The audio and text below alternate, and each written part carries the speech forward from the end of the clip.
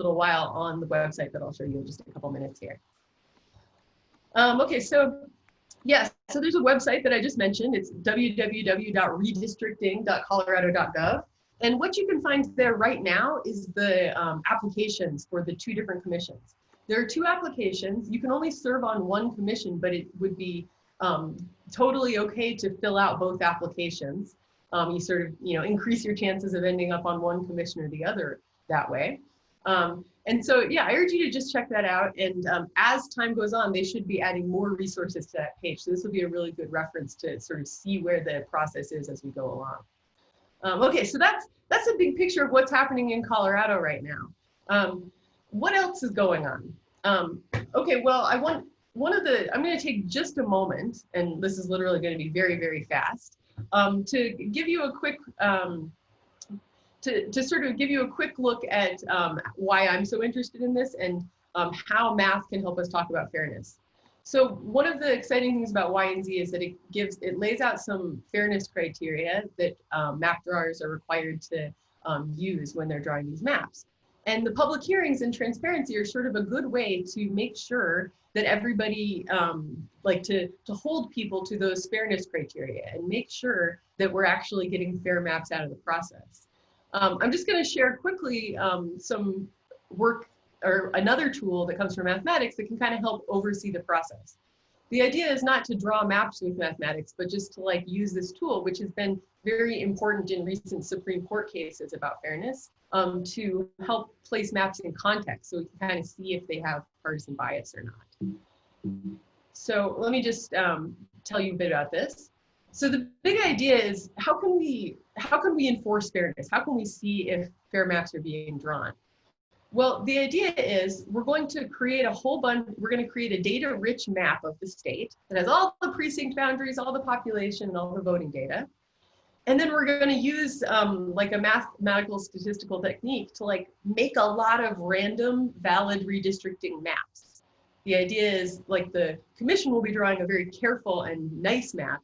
We're going to make a lot of random ones that are valid, not because we think these are maps that we should use, but because they will let us see what the outcome of an election would be under each of these different plans using real voting data.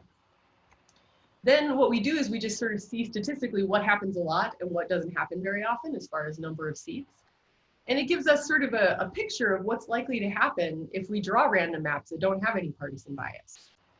And the idea that has been used in court many times, it was brought up in the arguments in Rucho versus Common Cause and in the arguments that saw the state Pennsylvania 6 struck down in the Pennsylvania State Supreme Court and many other cases. The idea is if the map that's being proposed is very weird in this world, if it's an outlier, then it's probably showing partisan bias. So this has been used to show evidence of gerrymandering. Okay, so this is just a quick pitch for the census. The accuracy of this analysis and everything about redistricting really depends on the quality of the 2020 census. Okay, so I'm just going to show you a quick picture of how this works. This is just meant to give you the intuition for how this map tool is supposed to go. The idea is, let's say you had a map and you had real voting data like this. Let's pretend Colorado is a 10 by 10 square and there are 100 precincts, which each precinct only had one voter, and this is how they voted. If there's 40 orange voters, then we might think, okay, if we're going to divide this into 10 districts, we might think then in a fair world, maybe you would end up with 4 districts for orange. And if we had time, I would definitely ask you to take your time and try and draw some districts here and see how they worked out. In reality, you end up with a range of outcomes. If you draw these districts here, which are fairly neutral, you would think, they're not shaped weird like we expect gerrymandered districts to be, that outcome gives you 1.5 seats for orange, meaning 1 sure win and 1 50-50. If you wanted to gerrymander for orange, you could actually get 6 seats for them by cracking and packing, right? By taking all of the pink voters and packing them into districts that pink is going to have to win, and by splitting them up into large minorities in the other districts. Okay, so if we did this 100,000 times and saw how many seats happened for the orange party each time, what we would see is a histogram that kind of looks like this. Most of the time, what happens is 2.5 seats. But you get seats ranging from like 1 to 3.5, and it's, you know, not really that unusual. Lots of different things can sort of can happen when you draw maps without partisan bias. However, this 6-seat one, which we know we created by gerrymandering, that's like way out there. It's an outlier. And so this is the sort of evidence that you would use to argue that that 6-seat outcome is very unusual and, like, you know, probably is evidence of gerrymandering. Okay, so my group has been doing this in Colorado, and so here's the sort of precincts of Colorado and how they connect to each other. And when we create 2 million random plans for Colorado and use the 2018 voting data for the treasurer's race in this case to see how that different outcomes would have been, what we see is that in fact the most common outcome is 4 Democratic seats, which is in fact the actual outcome. So the actual map that we had here would be represented by the purple line is also what happened most commonly when you drew maps without partisan bias. So that's kind of a plus for Colorado. It means that if there was any attempt at gerrymandering in the last round, it probably didn't have a huge impact. It didn't you know, give us an outlier map. Anyway, that's the kind of work that my group does, and I just wanted to put that tool on your radar as something that you can be looking at and thinking about as you consider these maps. Like, how do they compare to unbiased maps? Okay, so thank you for that, for your attention. Okay, so I'm going to, I gave you the website, so I guess I will not show you the legislative website since we're a little short of time. So let me just turn this, over to our next person. 1 second, let me figure out how to stop sharing my screen. Okay, great, I've stopped sharing my screen. Yeah, I would love to introduce our next speaker. And I would be, yeah, so 1 second, I would be very happy to take questions on this. I'm going to be available to answer questions offline, so just go ahead and send those questions to Beth Hendrix, and I will be really happy to spend some time answering those a little later on. Okay, so I'd like to, moving right along, I'd like to introduce Tyler Jekyll, the Policy Director at the Bill Policy Center. Tyler leads a team, excuse me. Tyler leads a team of talented policy and research analysts research analysts working in many major issues facing Coloradans. He joined the Bell Policy Center from the Harvard Kennedy School of Government Performance Lab, where he acted as a program director working on performance improvement projects across the country. He worked on issues associated with economic mobility, behavioral health, early childhood education, homelessness, and workforce development. Prior to his employment at the Government Performance Lab, he held positions at the Office of Mayor Michael Bloomberg, the New York City Department of Small Business Services, the Senate Banking Committee, and the Executive Office of the President. After attending Northwestern University, Tyler went on to receive a law degree from New York University and a Master's of Public Policy from the Harvard Kennedy School. Thanks, and I'll turn it over to you, Tyler. Wonderful. Well, thank you very much for having me today. I was just wondering, can everyone hear me well, and can everyone see the PowerPoint real quick? Yes. Yes. Great. Well, that's what I love to hear. So today, as you can see by the first slide, I'm going to talk about Amendment B, which is really 2 things. One is really the repeal of a Gallagher amendment. So that's the major thing that voters will be voting on. And the second is an accompanying bill that would hold assessment rates constant. So I just want to mention that there was a bill that was passed during past session that would hold assessment rates constant if Amendment B does pass. If Amendment B does not pass, it does not go into effect. So I just wanted to start with that, and then I guess the main kind of piece of Amendment B is really what is the Gallagher Amendment, and why should we or should we not be repealing it as voters this election season. So the Gallagher Amendment was passed in 1982. It was really during a time period where residential property rates and assessments were going very high compared to before. So during this almost 30-year period, we saw residential property go from 28% of the total property values in our state to 44% of our assessed value. And so what Gallagher did was a couple things. One, it was really concerned about kind of the ratio of residential properties versus non-residential. So think of your commercial properties. So it made sure as a state, when we look at what's being taxed, that we hold constant a ratio between how much is being taxed on one side or the other. So it said 45% of our total property taxes should be residential and 55% should be non-residential or commercial. And then the other thing it did is it said, we are going to hold the assessment rate constant for commercial properties. And that was 29%, and residential properties was very close at about 28% at that time. So it said, we're going to keep commercial at 29%. That's not going to change. But to maintain this ratio of properties, residential property assessments could change and flux up and down to help kind of meet that ratio. So just to explain what that all meant, so I just really want to give the very 101 on property taxes in general. So property taxes are the product of two things. One, an assessment rate, and then also mill rates at the local level. So to put that in real speak, imagine that we have a property. Let's imagine we have two properties. One is a house and another is a commercial building. They both are $100,000 in market value. So if we were to sell those houses, or those properties, they'd be $100,000. So what the assessment is our decision as a state to say, how much of that value do we believe can be taxed? And so that's the assessment rate. So at $100,000, we would say 10% of that for residential can be taxed and 29% could be taxed on the commercial one. So $10 can be taxed, $29 can be taxed on the commercial.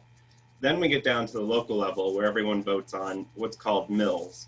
And mills represent $1 for every $1,000 of assessed property value.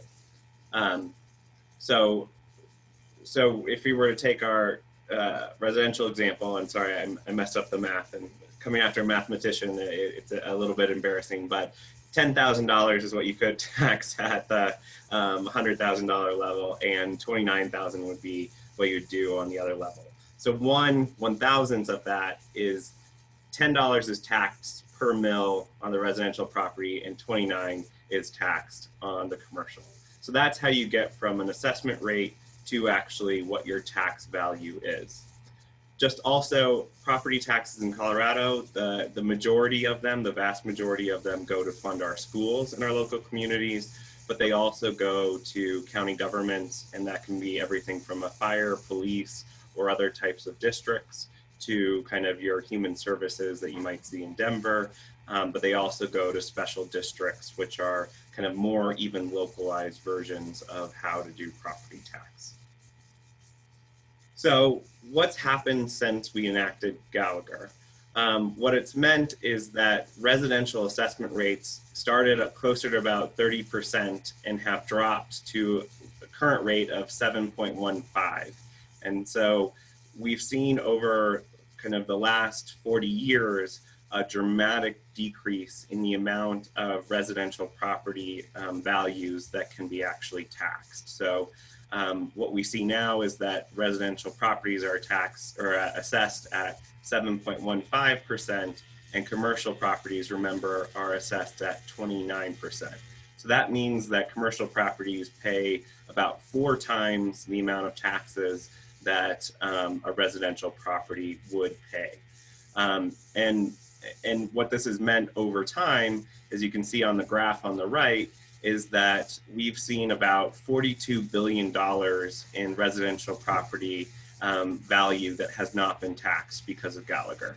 So that means that if we had kept the rates similar over time, about $42 million wouldn't have been available at the local level to kind of tax when it comes to mill levy rates. So as you're voting on it, the big thing to consider is that property values, especially on the residential side, continue to go up in Denver. And so if we didn't repeal Gallagher right now, it's expected that the assessment rates would go down to maintain that 45-55 split. So it's projected from the Legislative Council to drop from 7.15 to 5.88. So that's the assessment rate that would drop. And this is the second largest drop since we actually saw Gallagher enacted almost, 40 years ago. What this would mean at the local level is for school districts, this would mean a lost revenue of about $491 million. And then it would also mean for kind of local governments about, and these are all estimates, $204 million in lost revenue moving forward. One other thing to mention, and I don't want to go too much in depth, but when Gallagher was designed, it was meant to have the residential assessment rates fluctuate both up and down.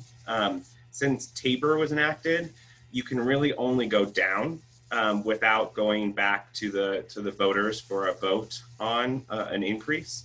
So we've had several years, and they're listed here, 99 and then from pretty much 2005 to 2013, where the residential assessment rate should have come up to maintain Gallagher split, but no one chose to actually put that to a vote of the voters. So the residential rate stayed artificially low during those time periods.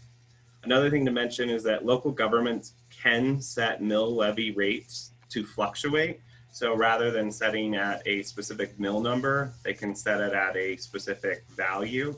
So there are places across the state where even when assessments go down, the mill levy itself actually fluctuates to go up. So after going through all that complication, I just wanted to give you a couple other areas to look at when it comes to kind of considering the value of repealing Gallagher. The first is just property tax values in Colorado are the third lowest in the country when you look at the effective tax rate. So we're already starting from a very low property tax area. The other piece is that when we restrict kind of local levels' ability to use property taxes, oftentimes they use more regressive taxes, so the sales tax. And what I mean by regressive is that it means that moderate or lower income Coloradans pay more as a percentage of their income towards those types of taxes. So property is not necessarily a progressive tax, but it is less regressive than a sales tax. And I think a really big piece of Gallagher, since it's a statewide measure, is there's very, very, very large disparities between rural and urban counties in Colorado. So the map here, I know it's a little small, but there's two factors where you really see the larger disparities. One is who actually has commercial property. Because remember, commercial property is assessed at almost 4 times the rate. So if you have a lot of commercial property, you have a lot of kind of value that you can tax at the local level. And commercial property is very much concentrated both in kind of our urban areas and in our kind of mountain communities that you can kind of see through this map. The darker blue is the larger kind of value per capita of those other areas.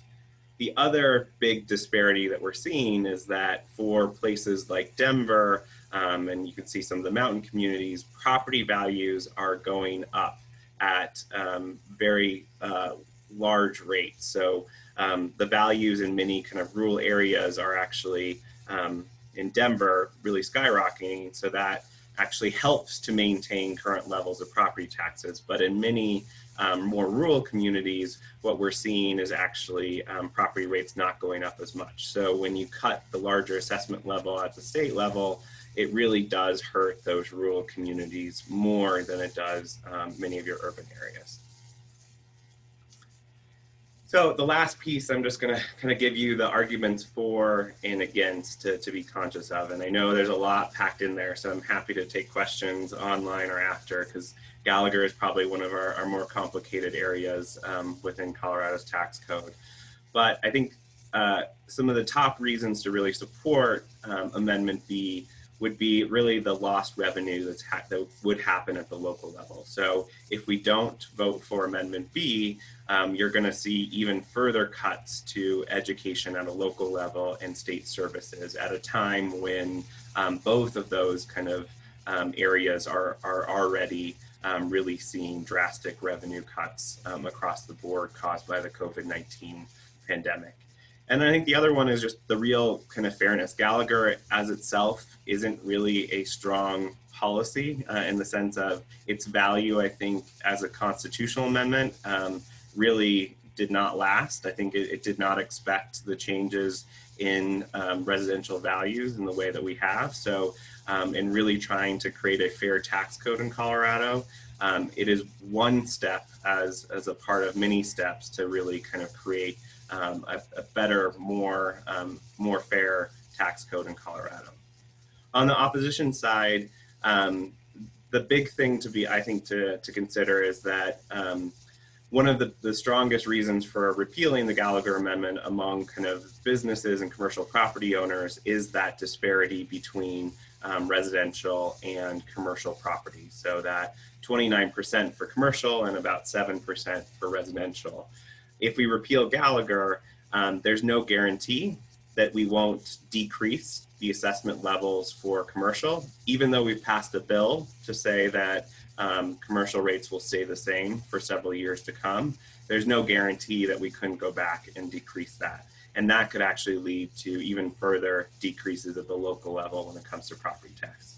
And then the other one is that, especially for many moderate to low income individuals in Colorado, property taxes have been difficult with rising property values. And so repealing Gallagher would eliminate that decrease in assessments, which would lead to lower property taxes for many Coloradans.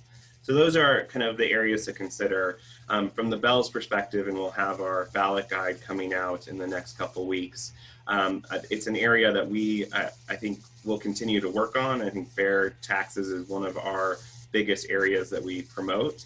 And so we are supporting the repeal of Gallagher because we believe it's both critical to ensuring that services can be delivered at the local level, as well as this larger push. But definitely understand, especially for many Coloradans that are struggling to even stay in their homes with the property rates, that this is a difficult area. But I think when we do across the board kind of reductions, we lose much greater on the public services side than we gain on kind of an individual level. So that's my 15 minutes of trying to explain Gallagher and property taxes for everyone. I'm hoping it was clear, but I'm sure it was not. So I don't know if we have time to take questions, and if we do, happy to do so. If not, you can always contact us at the Bell, and we're more than happy to answer questions. Great. We do have time for a couple questions, Tyler. And one is, what do you think the effect will be on an average taxpayer's property taxes? I wish I could tell you that. It's so hard because I'll give you a couple other factors that go into it. So even if Amendment B does not pass and we see the assessment levels go down, if you live in Denver and your property value went up significantly, your property taxes are still likely to go up. So the only thing I can tell you is it's about, it's individualized to your assessment rate. So you could do the math of the difference between the 7.15 and the 5.88 on an individual property, but I can't give you a kind of what that would look like because there are areas of the state where your property value is not going up and possibly going down.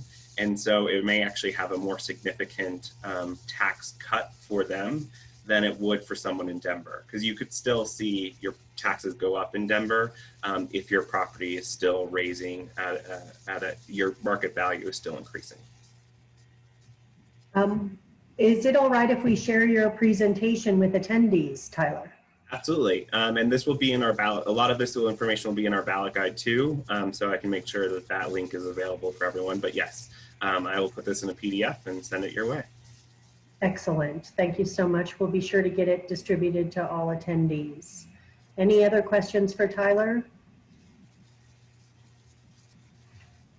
Okay. Well, thank you very much, and I was very glad to be here, so thank you again. Thank you for being here. We appreciate it, and we appreciate the information. Take care.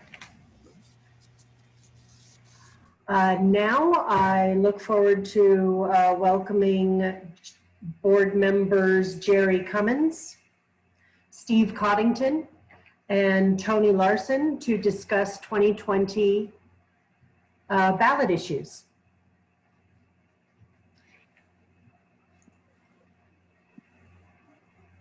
Hi, everybody.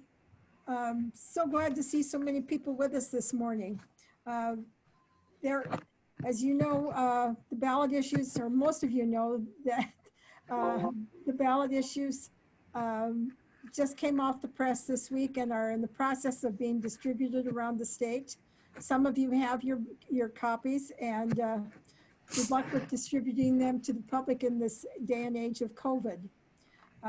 We will get the remaining ballot issues out across the state to you in this next week, so stay tuned. And if there's a question, by all means, contact me or the state office.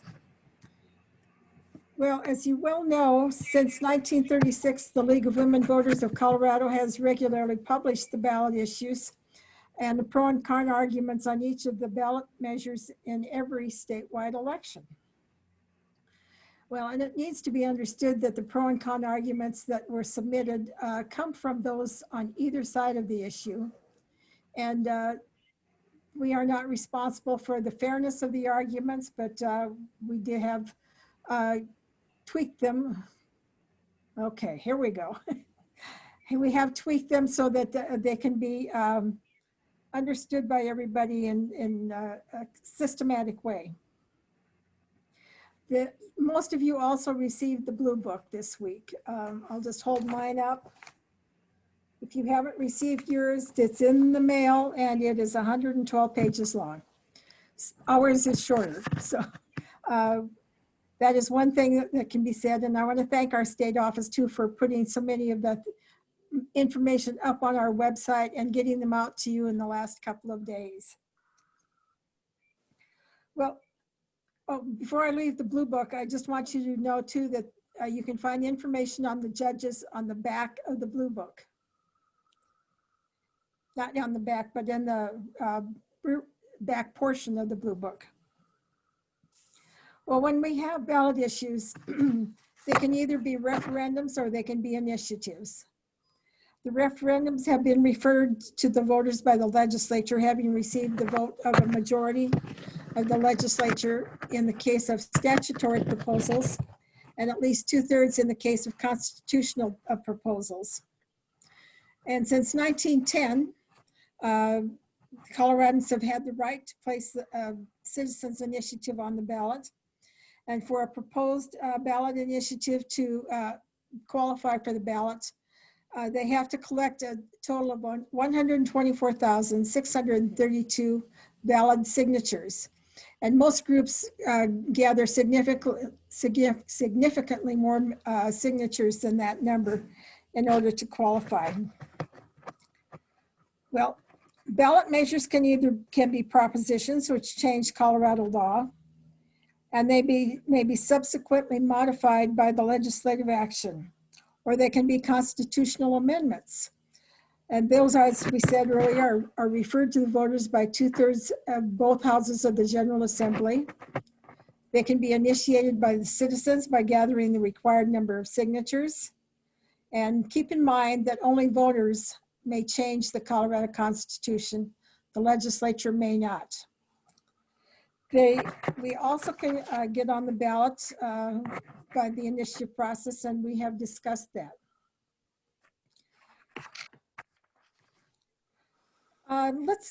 One little note about constitutional amendments, and remember that in 2016, all of those of you who cast a ballot in Colorado at that time, voters approved a measure that constitutional measures, among other things, were required to receive 55% of the vote to pass.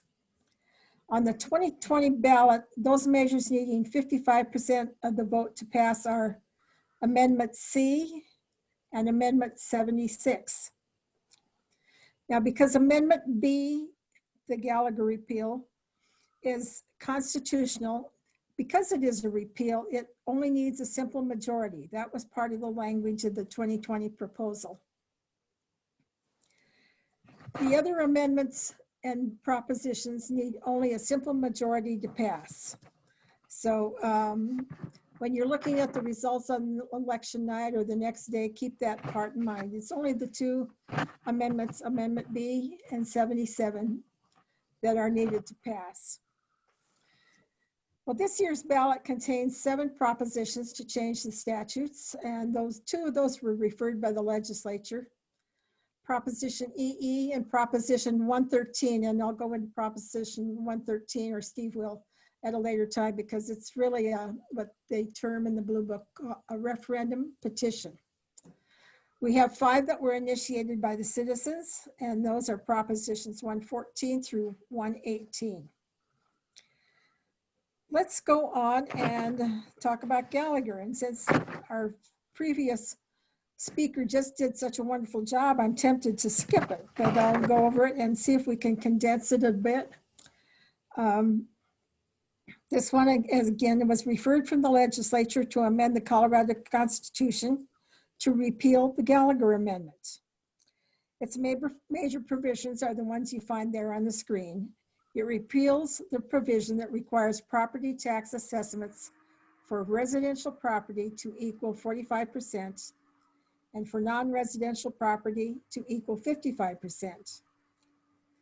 It repeals the requirement that non-residential property tax assessment be fixed at 29%.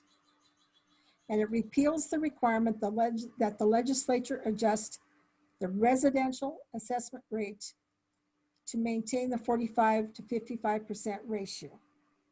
I'll go over a little bit of background, and our previous speaker did that as well. In 1982, the voters added the Gallagher Amendment to the Constitution in order to provide property tax relief to residential property owners. And we've discussed the 45% tax base for residential and 55 for non-residential. The Colorado General Assembly is responsible for adjusting residential assessments so that this 45 to 55% ratio is maintained. When the proposal was adopted in 1982, the residential assessment rate was 21%.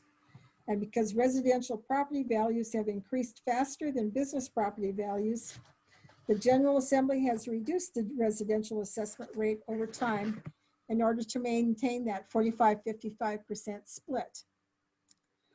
Today, the residential property tax assessment rate has dropped to 7.15, while the non-residential property tax rate is fixed at the constitutionally required 29%.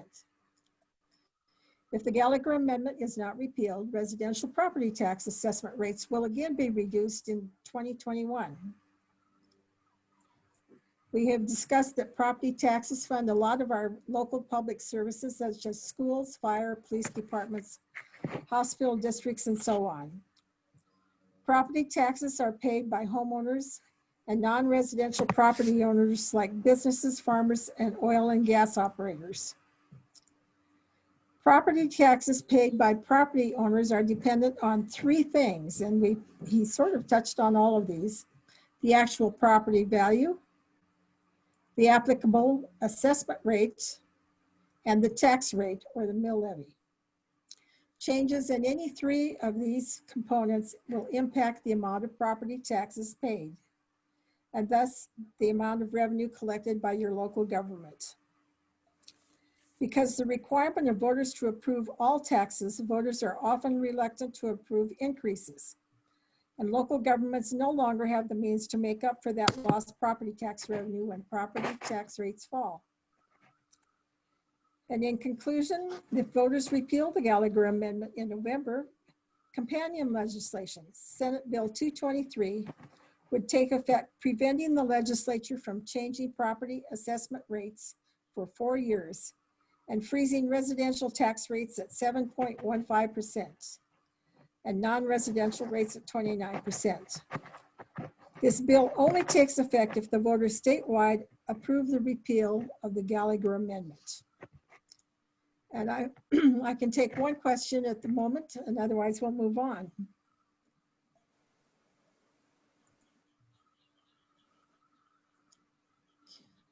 Looks like we're good. Okay, all right. Let me introduce Steve Coddington, who will be presenting. We're going to alternate as we go through the proposals, and he will be giving us the information on Amendment C. Okay, I think I'm unmuted. Amendment C is conduct of charitable gaming activities. It's a proposal to change the rules around charitable gaming. Charitable gaming now is bingo and raffles. And right now, a charitable organization must have been operating in Colorado for 5 years in order to obtain permission to run these games, and cannot pay people to run them. So this goes back to 1958. Colorado Constitution was amended to allow these games a chance. So it has to be a constitutional amendment to change it. Currently, they can only use volunteer members from the organization, and they have to have been in business for 5 years, or not in business, they have to have been operating. Okay, so this proposal limits payment to hired manager or operator to no more than the minimum wage. The proceeds of the game must be directed to the specific purposes for the nonprofit organization conducting the game, and fiscal revenue estimates that beginning in state budget year 2021, Amendment C could increase state revenue by about $5,000 per year as a result of additional application and renewal fees.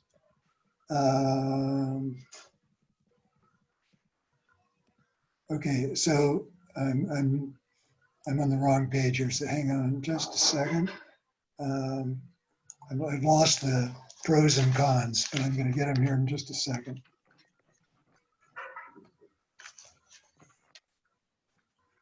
Okay.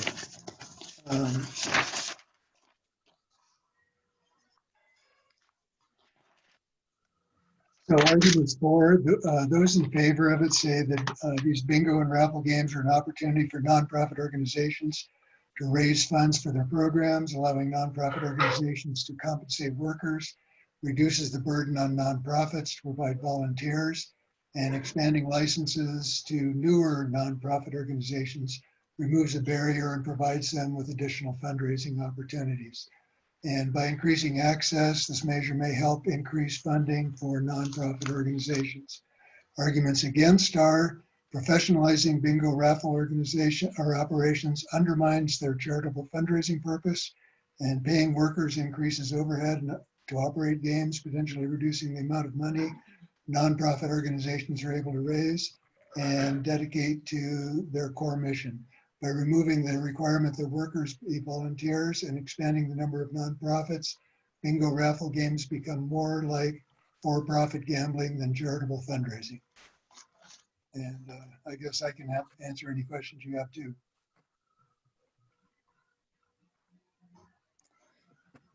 Okay, seeing no questions, I'll move on with Amendment 76. This one is known as Citizenship Qualification of Electors.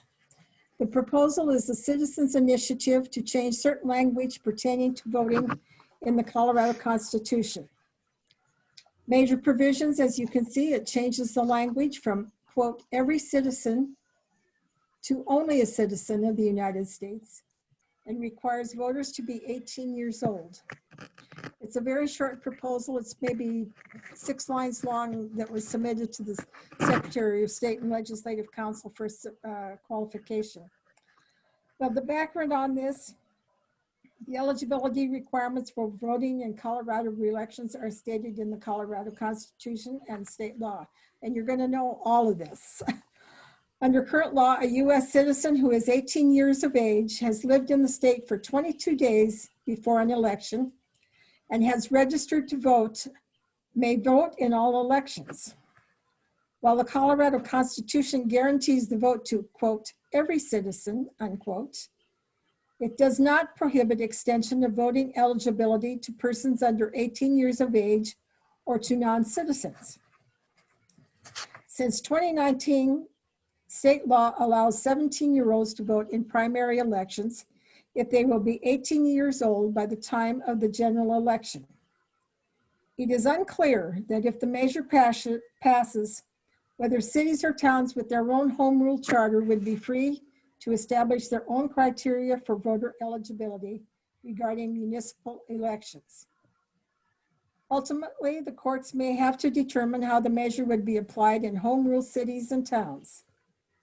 The proposed Amendment 76, if passed, will not affect the citizenship, residency, or voter registration requirements of current law, but it will prohibit eligibility for the 17-year-olds who are now able to vote in primary elections.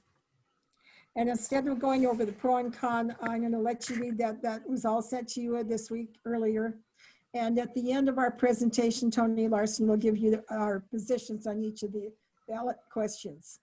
So back to Steve for Amendment 27, local voter approval of casino bet limits and games. Okay, I'm up. You're up, Steve. Okay, so this is a constitutional change to the Colorado revised statutes. Okay, major provisions. It amends the state constitution to provide for local elections in the towns of Central City, Black Hawk, and Cripple Creek, to revise limits applicable to gaming, authorize voters in the above named cities to increase the amount of single bet limits above $100 and to approve additional casino games, and amends state law regarding casino tax revenue to allow money to go to programs to improve community college student retention and increase credential completion, in addition to the current supplement for student financial aid and classroom instruction and programs. So in 2008, Colorado voters approved a change to the state constitution that allows bet limits of up to $100. I don't know what it was before, but it was quite low, I think, on casino gambling in cities of Central City, Black Hawk, and Cripple Creek. They also approved adding games of roulette and craps to those games which were originally allowed in 1990, which were slot machines and blackjack and poker. So under current law, 78% of the tax revenue from gaming is distributed to the state's public community colleges, junior colleges, and local district colleges to supplement existing state funding. The ballot initiative would expand uses of the revenue to include programs to improve student retention and increase credential completion. Okay, arguments in favor.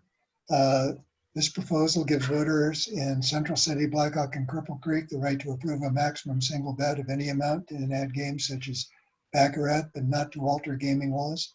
It gives residents in the three towns the opposition to hold a local election and decide whether to extend betting limits in games. During the pandemic, unemployment numbers show that Colorado's three gaming towns, which have built their economies around tourism, have been battered the most. This proposal is an important step to start improving the economies in these towns. The goal of this measure is to boost travel and tourism jobs while providing more tax revenue to increase the graduation rate at community colleges. Millions of dollars are being cut from community college budgets due to the pandemic. Arguments against, those opposed say, removing bet limits may result in increased financial problems and pathological addiction for some gamblers who would bet larger amounts of money.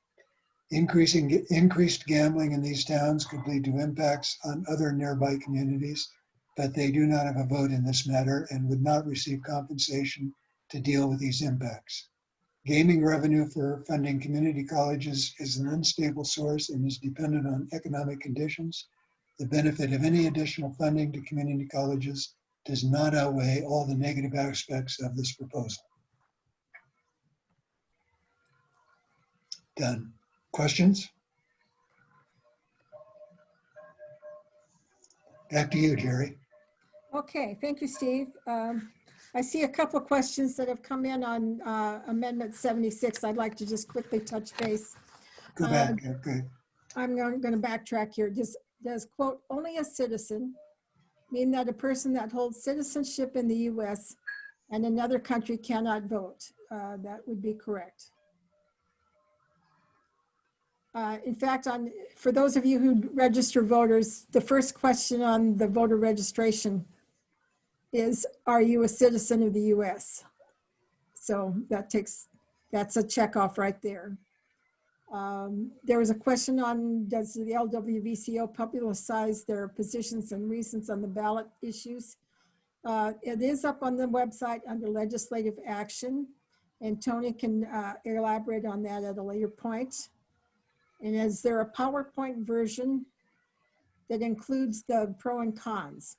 Not at this time, and I have no plans to do that, but you're free to do that.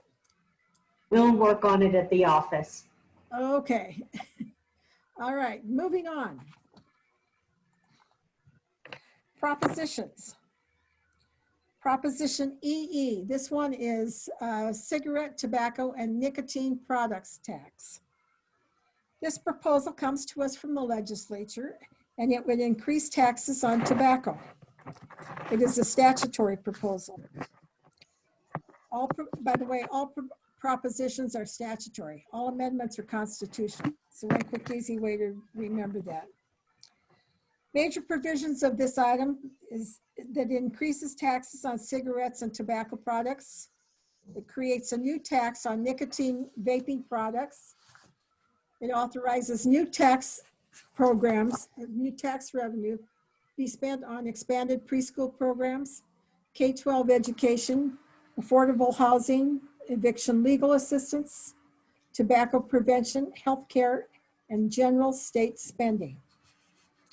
The background, the measure would gradually increase taxes on cigarettes from the current 84 cents per pack to $2.64 by July of 2027.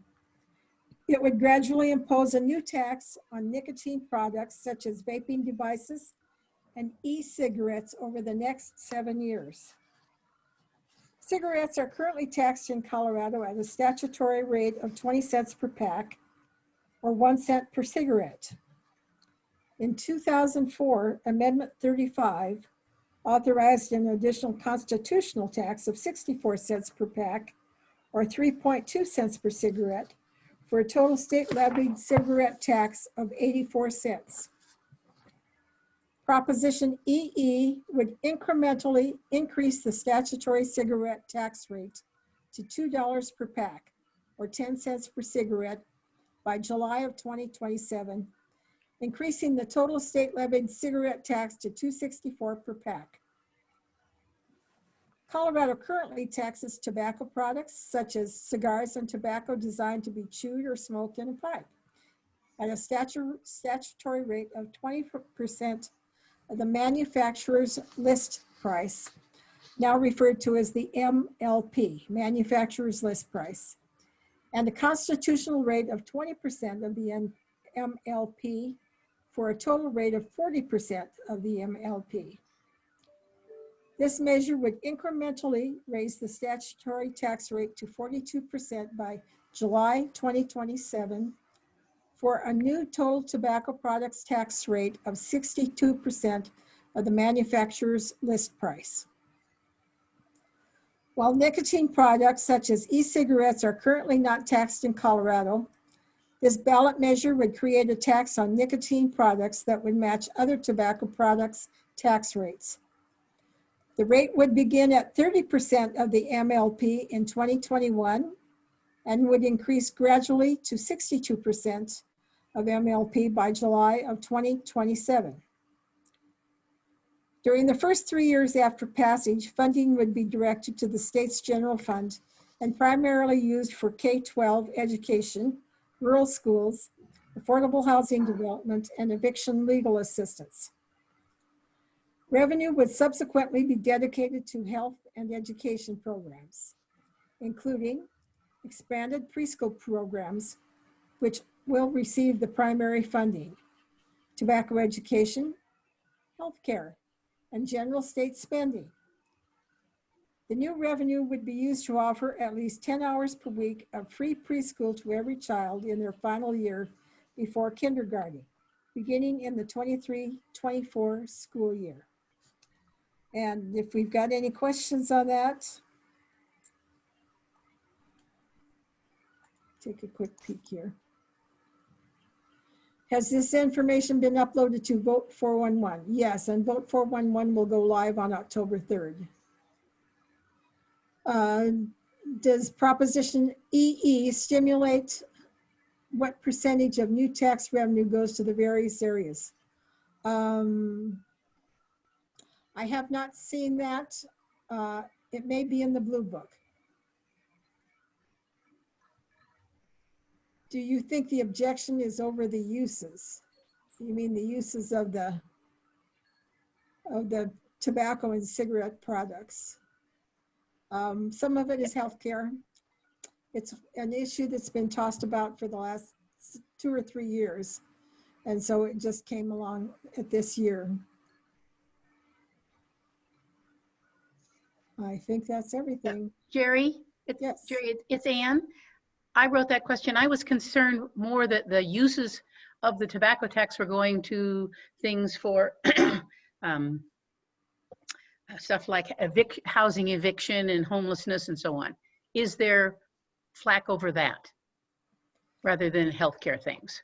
I have not heard that. Okay. Thank you. Okay. All right, let's move on to national popular vote. So back to me. That's back to Steve. Okay, Proposition 113, adopt agreement to elect U.S. presidents by national popular vote. It's a referendum seeking voter approval of a previous legislation on national popular vote interstate compact. Amends the Colorado statutes to allow Colorado to enter into an agreement among states to elect the President of the United States by national popular vote, and takes effect when states with enough electoral votes to form a majority, 270, have joined the National Popular Vote Interstate Compact. Okay, the National Popular Vote Interstate Compact is meant to assure that the presidential candidate with the most votes nationally will be elected president. States joining the compact agree to award their electoral vote to the candidate who wins the national popular vote, regardless of the vote in their state. Currently, voters across the United States vote for president and vice president as a ticket, with the total number of votes making up the popular vote in December, In December following the presidential election, electors from the Electoral College vote for president and vice president. The U.S. Constitution gives each state the power to appoint their electors. The Electoral College has 538 electors, the total number of senators and representatives in Congress from each state, and the District of Columbia. Colorado has 9 electors. Political parties choose Colorado's electors. In order to win the presidency, a candidate must receive 270 of the 538 Electoral College votes.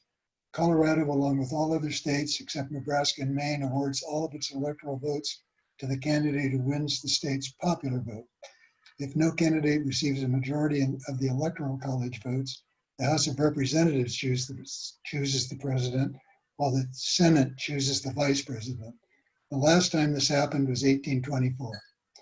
There have been 5 elections which had different results between the popular vote and the Electoral College vote.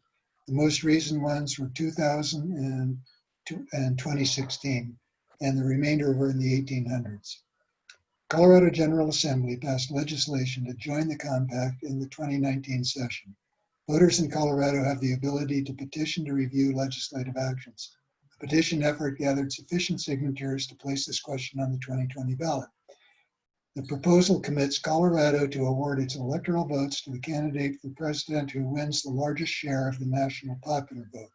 It will only take effect when states with enough electoral votes, 270, to form a majority have joined the compact. Currently, 15 states and the District of Columbia with 196 electoral votes have joined the compact. These numbers include the 9 from Colorado. So those in favor. National popular vote guarantees the presidency to the candidate who receives the most popular votes in all 50 states and ensures one person equals one vote in every presidential election, no matter where the voter lives. In 2019, the legislature and the governor added Colorado to the National Popular Vote Interstate Agreement. Colorado became the 15th state to join.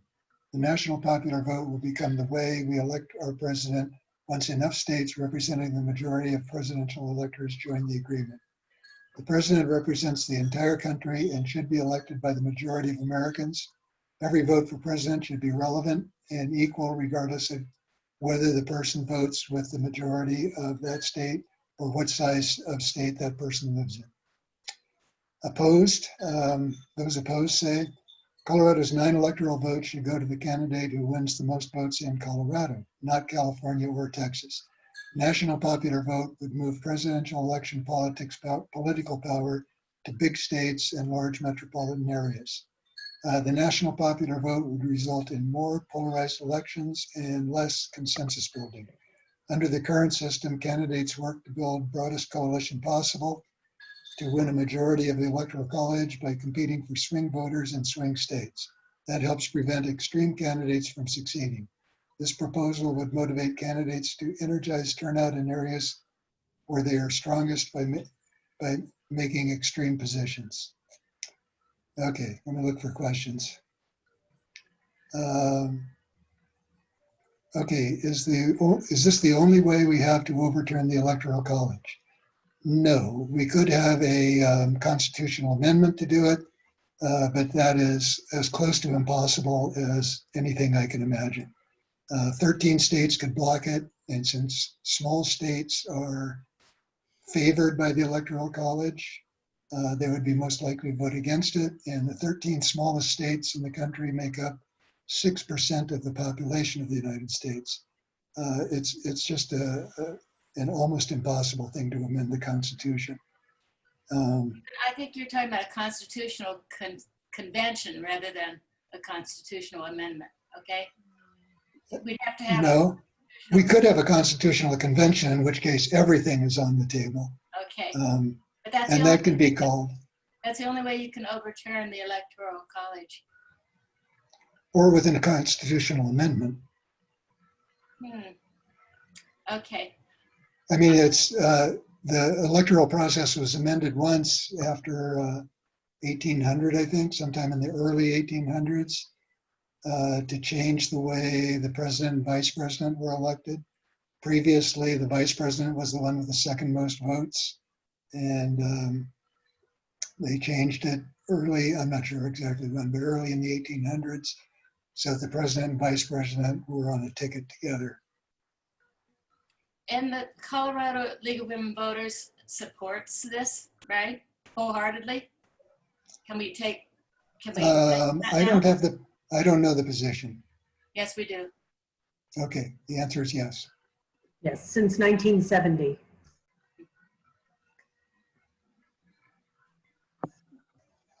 All right, are we ready to go on to Proposition 114? Okay, Proposition 114 is the reintroduction and management of gray wolves in Colorado. A citizen initiative to amend the Colorado statutes was submitted to with enough signatures. The two major provisions are that it develops a plan to reintroduce and manage gray wolves west of the Continental Divide by December 31 of 2023. It uses state funds to assist livestock owners in preventing conflicts with gray wolves and to pay fair compensation for livestock loss. A little background on wolves. Gray wolves inhabited the southern Rocky Mountains for years until 1945, when the last one was killed in southwestern Colorado. Wolves evolved alongside their prey, such as deer and elk. And bringing wolves back will help restore this predator-prey balance, keeping the prey and the landscape they graze on healthier. Colorado is home to about 710,000 deer and elk. Roughly 3/4 of those live west of the Continental Divide. There are presently about 2,000 wolves in the northern Rocky Mountain region and 4,000 in the western Great Lakes region. There have recently been confirmed sightings of gray wolves in Colorado. It is unclear if there are enough to make it a self-sustaining population. If this proposal is approved, the Colorado Parks and Wildlife Commission will hold statewide hearings about scientific, economic, and social considerations, and include public input on updated plans. The commission would be responsible for wildlife management and regulation activities. They would work in conjunction with the U.S. Fish and Wildlife regarding any federal endangered species designation and would need federal approval prior to reintroduction of the gray wolves. Questions? Let me check here.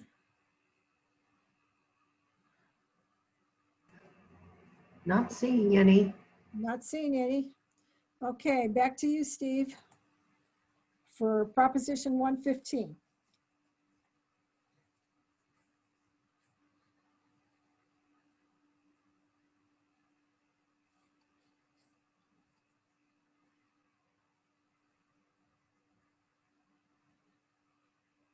Go ahead, Steve, it's all yours.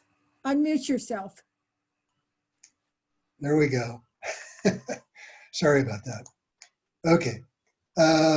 Major provisions. It prohibits an abortion after 22 weeks, but allows an abortion when after 22 weeks when necessary to save the life of the mother. Provides for a criminal penalty for anyone who performs an abortion and suspends for 3 years the medical license of a physician who performs an illegal abortion. Current Colorado law allows abortions at any time during pregnancy. Prenatal screening for genetic and structural fetal abnormalities are typically completed before 22 weeks. The U.S. Supreme Court has ruled that a woman has the right to choose to have an abortion before the fetus is viable. Further regulation comes from the states, which may regulate prohibited abortions after fetal viability. State law must contain exemptions for pregnancies that endanger the woman's life or health. Okay, there are only 6 other states and 5 countries in the world that permit late-term abortions. Those in favor, this measure places a reasonable restriction on abortion after viability while still allowing a pregnant woman several months to make a choice about her pregnancy. The measure also provides an exception that allows an abortion after 22 weeks when necessary to save the life of the mother. In no case can a woman be criminalized or penalized for seeking an abortion if this measure passes. This is a balanced approach with reasonable exceptions to a very personal issue. And those opposed say this is a one-size-fits-all measure that would hurt real people going through unimaginably complicated personal situations. Decisions around pregnancy are best made by a woman or family in consultation with their doctors and in accordance with their faith, not by politicians. This proposal is an intentionally confusing initiative being pushed by many of the same politicians and groups who have repeatedly tried to ban abortion outright in Colorado. So questions on that? I don't see any. Okay, then we'll move on to Proposition 116, the state income tax rate reduction. This is an initiated proposal to the statute. It would decrease the state income tax from 4.63% to 4.55% for all taxpayers on federal taxable income for every individual and corporation beginning on January 1, 2021. A little bit of background on this.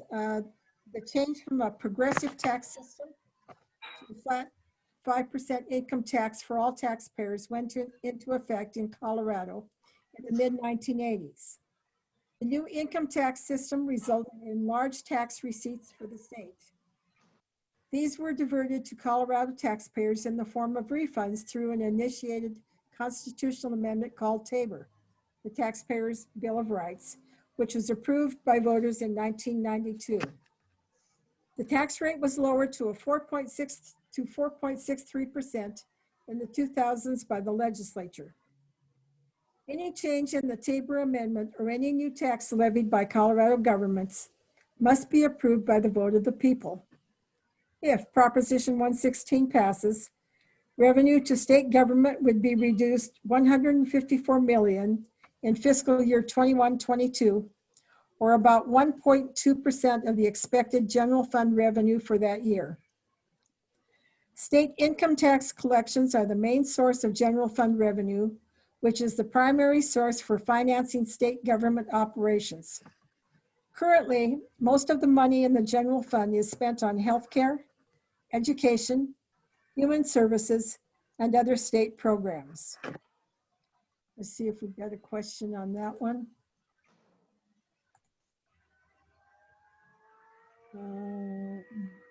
Questions on regarding positions on Proposition 115.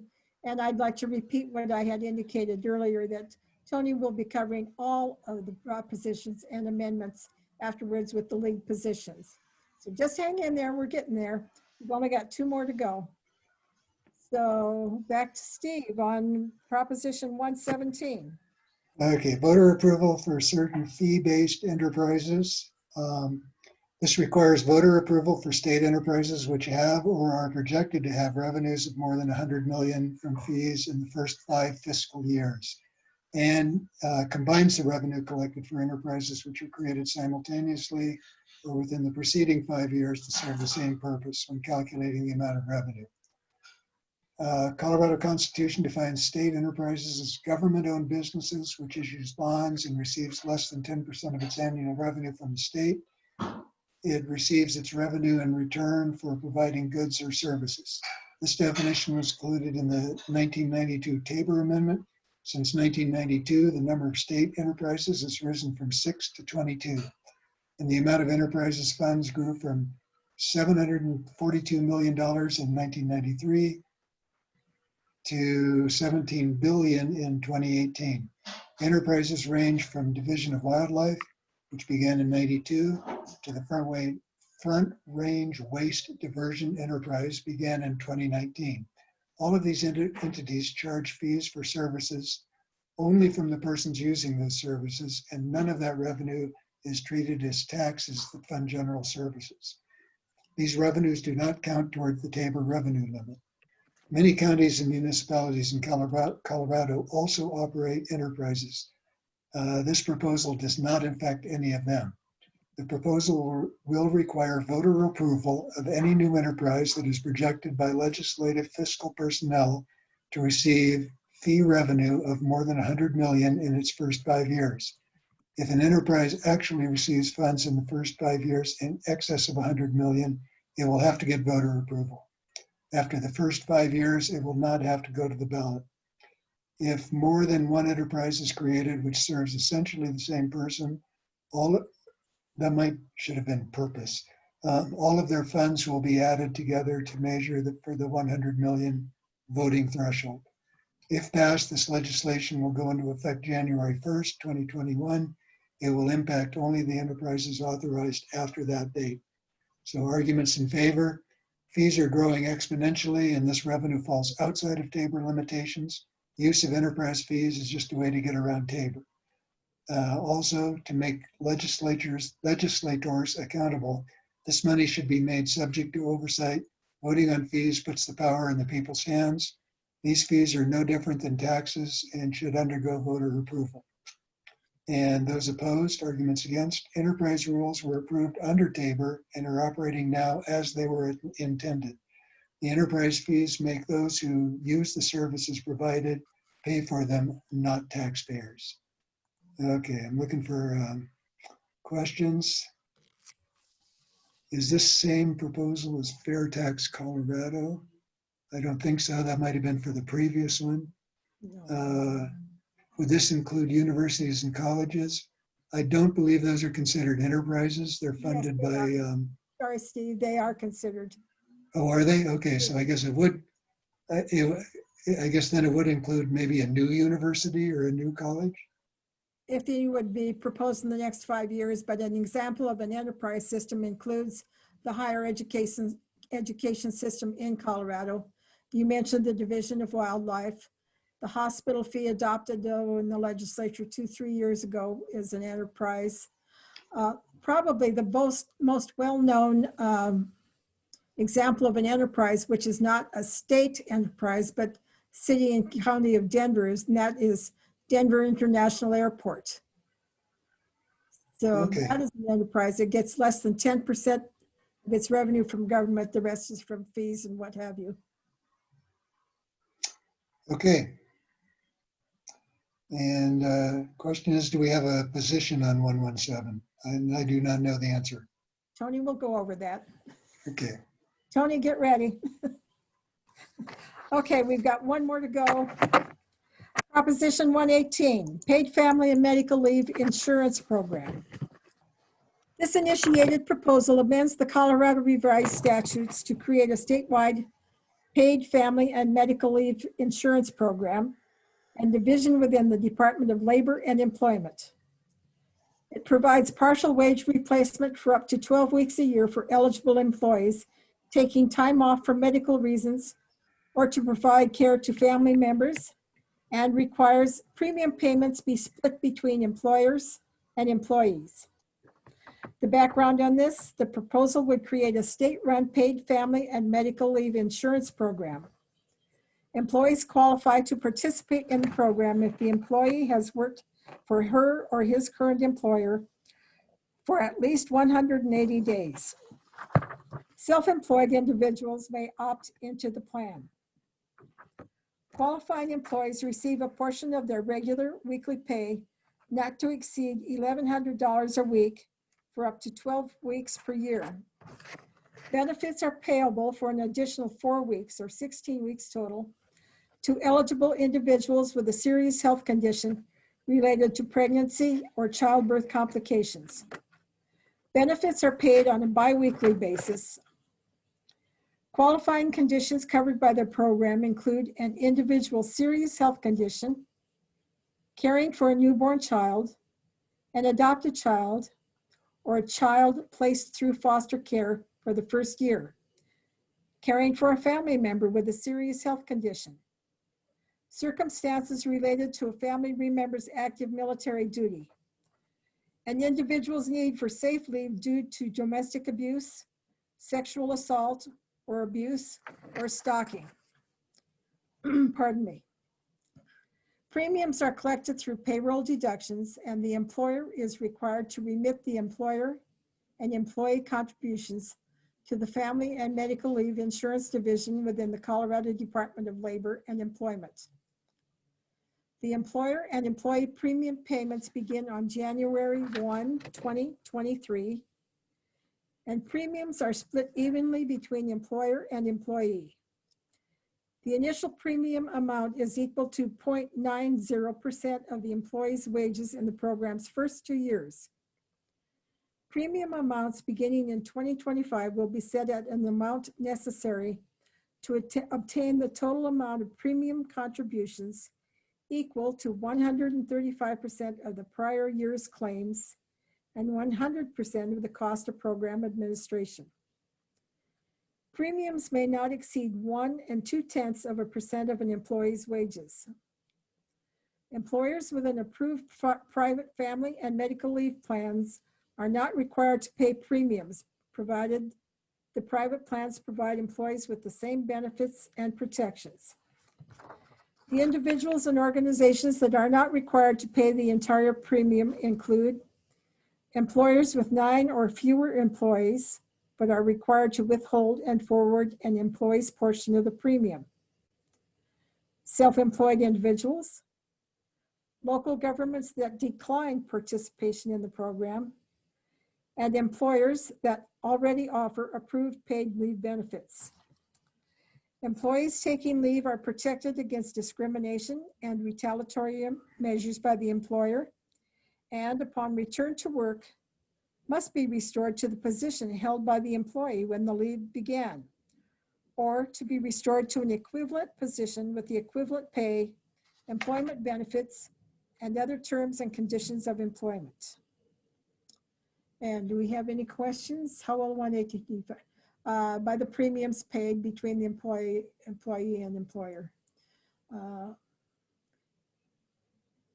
And I think that concludes our presentation on all the amendments. So if you're all ready to vote, I think Toni will turn it over to you. And I want to thank our sponsors, the Rudy and Alice Ramsey Foundation, for their support of the Ballot Issues project. I know I've seen Alice online this morning, so Alice, pass our thanks along to the rest of your family. Okay, Toni. Thank you, Gerry. I don't have any slides, so it's just me. But I'm not seeing me, so I don't. Beth, do you? Oh, here. Well, the first one would be B, the Gallagher. Yeah, I know, but I see you, Toni. am I okay? Yeah. Look great. Oh, thanks. Okay, I'm going to go through each of the ballot issues and tell you what the league position is. I will give you just a very short reason why we're doing the position that we have decided on, and this was decided by the board, the Colorado board. And there's additional information that you can find in the position book. The League of Women Voters US Impact on Issues and Positions for Actions, League of Women Voters of Colorado. Also, Beth sent out a paper on Friday that's titled 2020 Ballot Issues, LWVCO Positions. And so that came in that packet that you received yesterday about this meeting, about making democracy work. Starting with Amendment B, it's the repeal property tax assessment rate.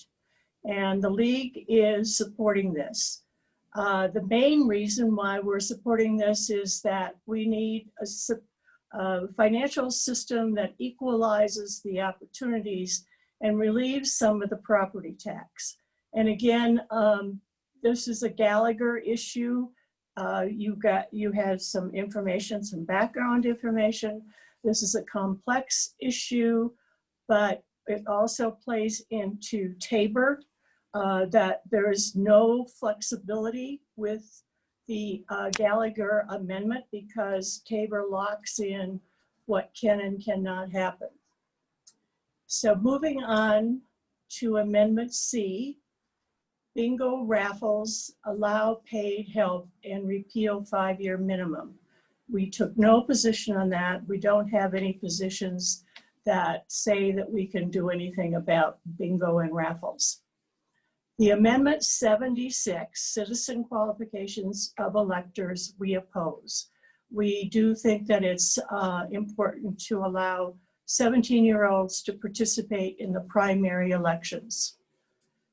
Amendment 77, local voter approval of casino bet limits and games. We took no position on that one. We don't have positions on gaming in Colorado. And Proposition EE, cigarette, tobacco, and nicotine, we support that one. This is kind of tricky. We have always been a little concerned about sin taxes and whether we should get involved in this, but as long as we have Tabor, and I think most of you know, if not all of you know, that we have been very adamant about our opposition to Tabor, and we have done several things, worked on several different proposals to try to eliminate Tabor or at least change some of the provisions of Tabor. And so this is a way to put more money into the state coffers. And it's not ideal. It doesn't really give us the freedom to budget as we would really like to, and which is a better practice, but it does give us some extra money for programs that are important in Colorado. So Proposition 113, national popular vote, and I'm going to say some more things about this one when we go to the calls to action, but this one is, as I think Beth said, 1972, Beth? We've had this position nationally that we 70. Thanks.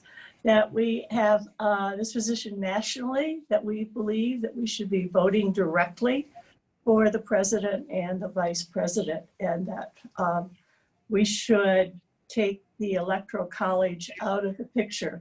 And as mentioned before, we do have the problem of, it would be ideal to change the Constitution, but if we were to have a constitutional convention, then it opens it up to everything in the Constitution, which might be not a good outcome. There's too much uncertainty to that. And even if, and it's almost impossible, probably impossible to get it to go through Congress, to put it on, to change the way that we do this. So that one we support, 113, Proposition 113. We support national popular vote. The next one, Proposition 114, restoration of gray wolves. We do not have a position on that. And Proposition 115 is the late term abortions, and we oppose that one. We have had a history of opposing putting restrictions on abortions. It's a long-time position, and our position states public policy in a pluralistic society must affirm the constitutional right of privacy of the individual to make reproductive choices. Proposition 116, state income tax rate reduction. We oppose this one. Again, this is an item that plays into Tabor. This is a way to reduce the amount of money coming into the coffers of the state, which would thus eliminate some of the programs, or at least reduce funding for some of the programs that we as a league care about. The league believes that fiscal policy should provide for adequate and flexible funding of government programs through an equitable tax system that is progressive overall, and we do not have a progressive system now, and that relies primarily on a broad-based income tax, responsible deficit policies, and a role in providing mandatory universal old age survivors, disability, and health insurance.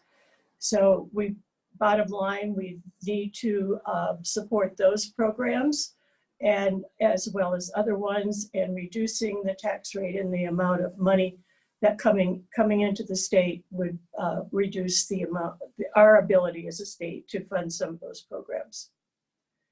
Proposition 117, voter approval requirement for creation of certain fee-based enterprises. We oppose that.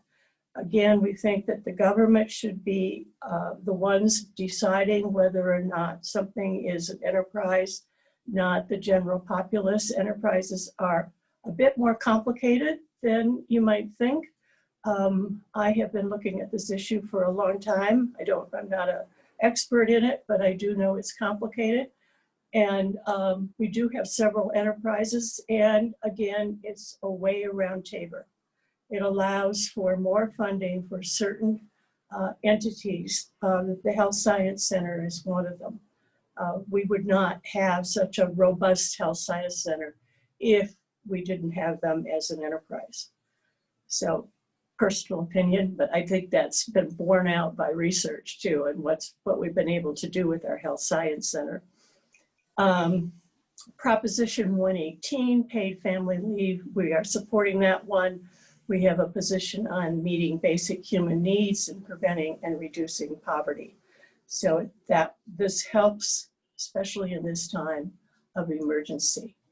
Those are the positions, and you do have that paper that you can refer to and get some more information. I can answer questions, I think, if anybody has any on those. And then after that, well, my time is up. 12:10, I have to start talking about calls to action. So I might just move along, and if you have questions, you can put them in writing and we'll get back to you with answers. So calls to action. Let me tell you some of the things that we need help with, or we need participation with on these issues. And even though I've pulled out a few issues, we certainly would like you to study all the ballot issues and think seriously about how the league is standing on the issues, particularly because we really have thought about these and we do have solid positions on all the ones that I told you about. So the first thing I'm going to talk about is Proposition 113, National Popular Vote, which, as I mentioned, we're going to support. They had a meeting just recently, I think last Thursday, and they have decided that they're going to do a relay march. And the relay march would go from October 17th through the 19th, and people can sign up to do certain segments of the march route, ending at the state capitol.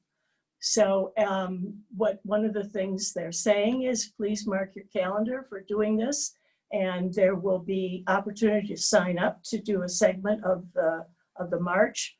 And they would like us to start brainstorming about ideas for signs that we would hold and take with us as we march. There's also a webinar on Prop 113. It will be held on Thursday, October 1st at 5 p.m. If anybody is interested in more information about Prop 13, it's free of charge and you need to register. You could register on the Legal and Voters Colorado website. And then most of you know, many of you know, I don't know how your hand has survived, if it's fine or not, but we did 40,000 postcards, which the committee intends to send out right around the time that the ballots will be going out. And those are handwritten postcards that are that talk about why your neighbor, why your friend in Colorado is voting for 113. So those things are happening with 113. The league is definitely supporting this. We're part of the process. And again, we've had a long time support for a national popular vote. Now to do something about the census. The census is up in the air. So for now,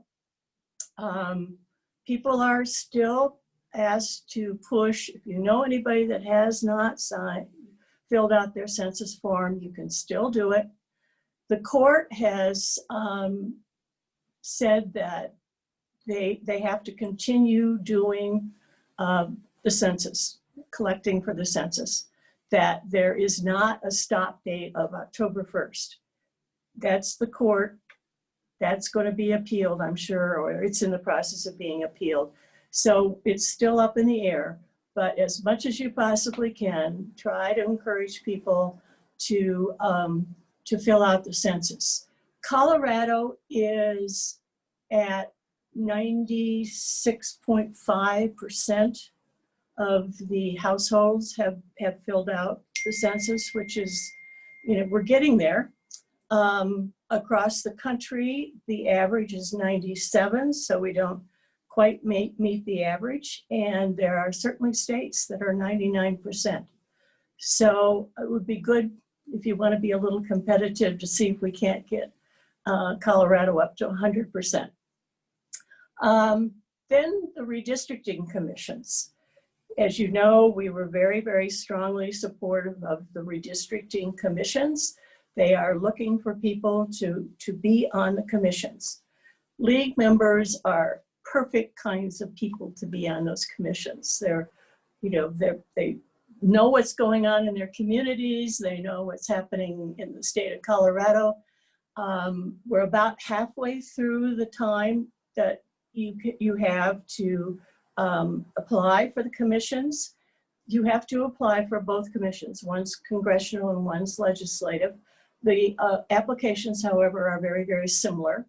And you can be only on one commission or the other, but you can put your application in for both commissions. And the deadline for the commission for applications is November 10th. And then we will move on from there, and selection will happen in January, early February.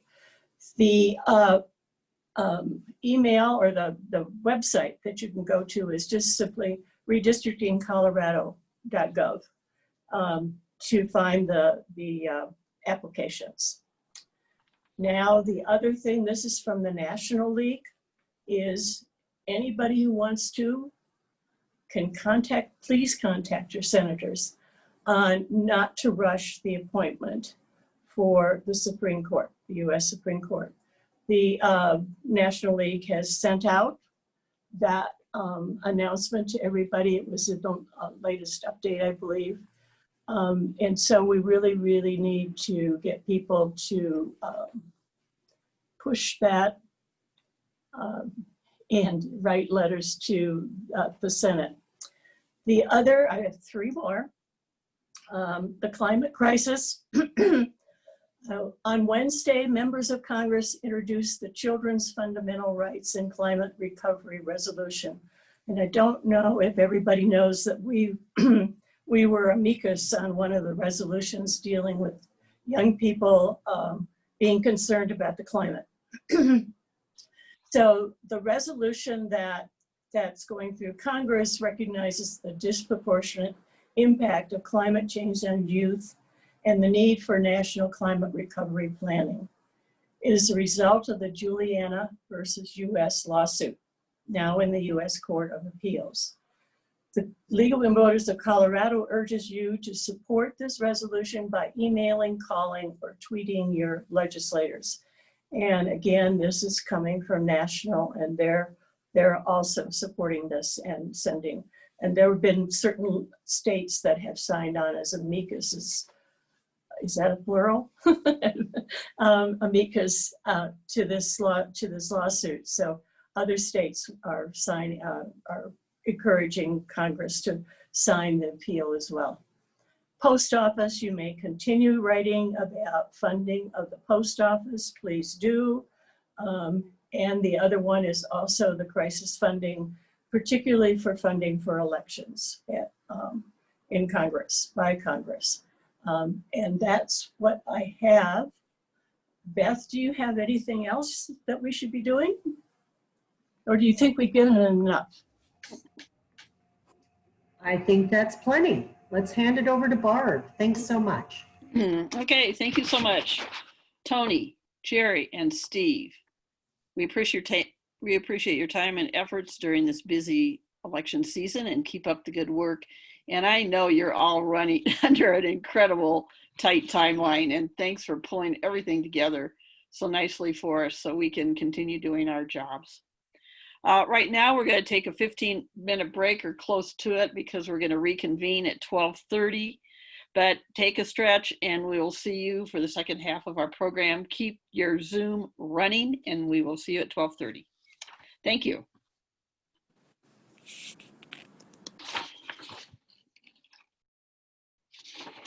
All right, everybody, welcome back.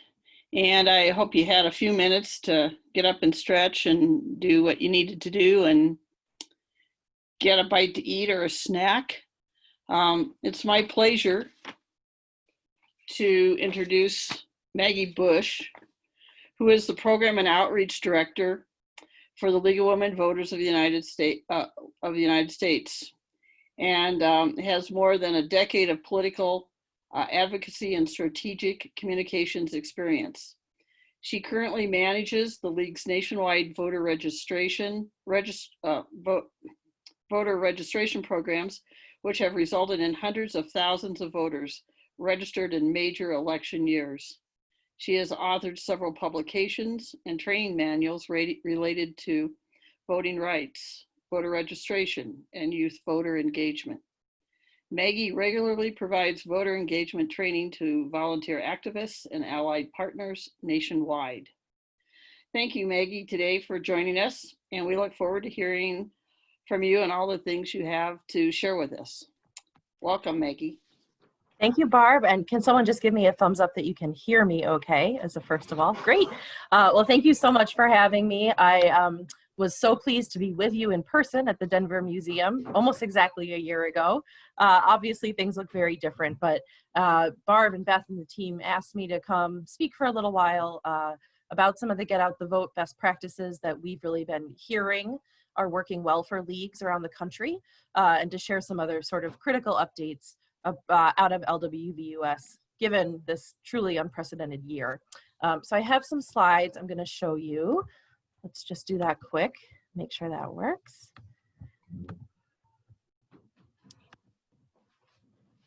Then again, Barb, could you just give me the thumbs up if the screen share worked? Great. Okay, we're getting the hang of it. Months into this. So as I said, I'm primarily going to talk about Get Out the Vote best practices. And I've, specifically, of course, prepared this thinking about your unique situation of being a Get Out the Vote state that knows what it's doing, luckily, and really has pretty good voter turnout, all things considered. So, but hopefully I'll be able to leave you with a few ideas or things to think about in these last critical weeks that we have. And then, as I said, I'm going to talk about some of the key things that we're keeping an eye on, a little bit worried about still, and really focused on, kind of at the national level in terms of voting rights as we hurdle towards November 3rd, I guess, at this point. So I just first wanted to just kind of ask quickly for people to drop in the chat just to get us thinking, how has COVID affected your Get Out the Vote plans? And your reaction may be, how hasn't it changed your plans? But, think about what have you done differently? And specifically, has anything kind of surprised you in a positive way? Has anything gone really well in an unexpected way as a result of COVID?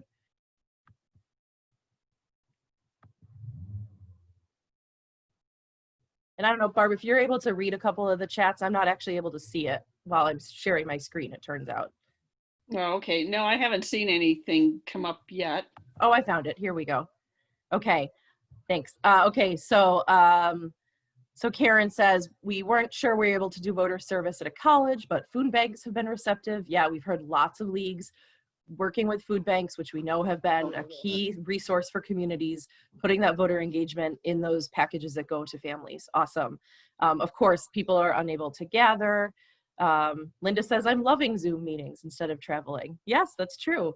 And of course, Julie says, of course, there's fewer venues to do voter registration, but we've had larger audiences. So Peggy says there's been a larger audience at virtual events, like including candidate forums.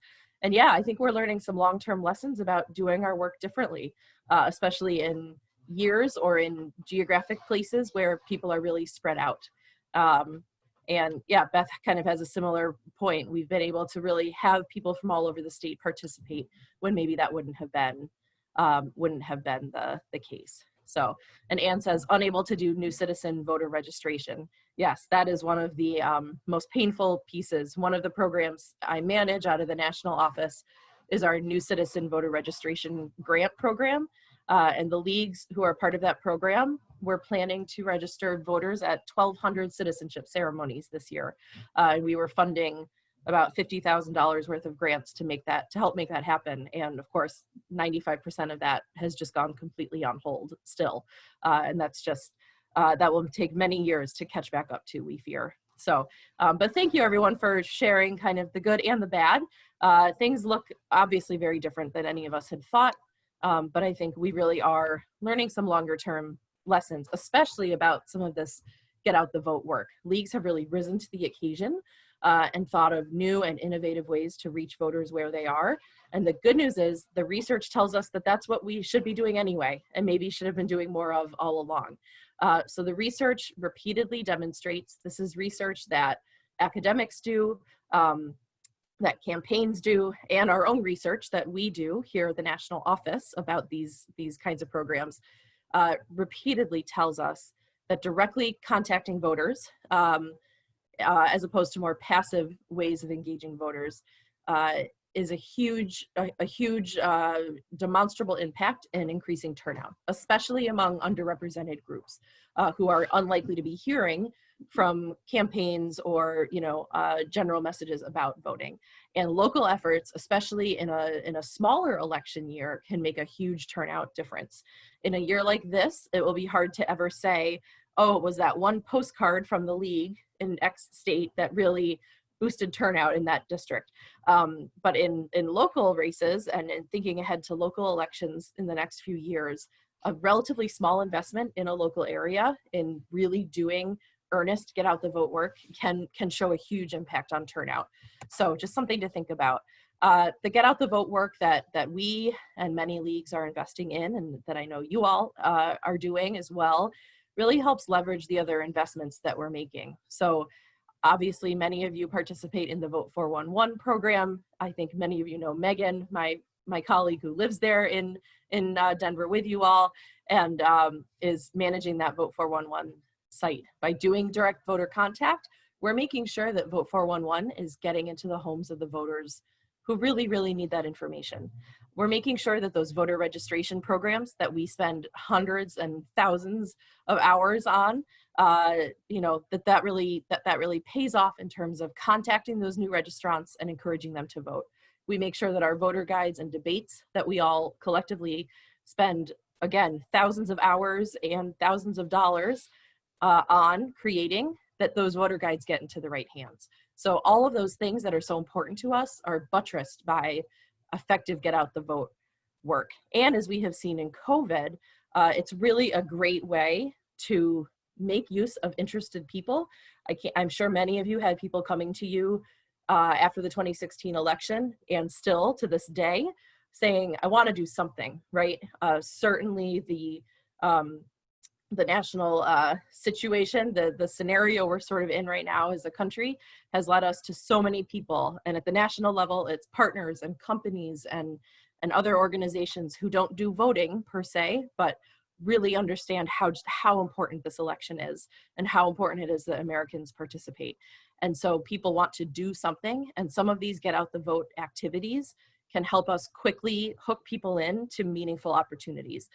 Some of the leagues around the country, just to give you an example, in Florida, the league and its partners are contacting 80,000 voters who have their rights reinstated following a felony conviction, and maybe don't know it and don't know how to go about accessing their new right to vote in that state. There's been a lot of political confusion and misinformation about that Amendment 4 that passed with overwhelming voter support a few years ago. And so the league is directly contacting voters who have recently had their rights reinstated and making sure that they have information from Vote 411.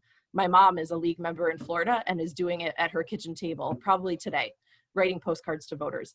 In Phoenix, our league is doing, I believe they're contacting 40,000 underrepresented voters through some phone banks and also mail postcards. You can click on a link on the Phoenix League's webpage and order a pack of 100 postcards and fill them out at your kitchen table, on your couch, and send them to voters. So these are the kinds of things that local leagues around the country have really been able to do that they likely would not have been doing in the same way had COVID not changed everything about our way of working. When we talk about effective get out the vote, we are talking usually about mailing or live phone calls as opposed to those pre-recorded robocalls that we're familiar with, as well as either door knocking, canvassing. Many organizations, including leagues, are doing something more of a hybrid now where they're leaving information on doors as opposed to knocking on doors and trying to, directly engage with voters, given how, of course, hesitant people are to answer their door for anybody right now.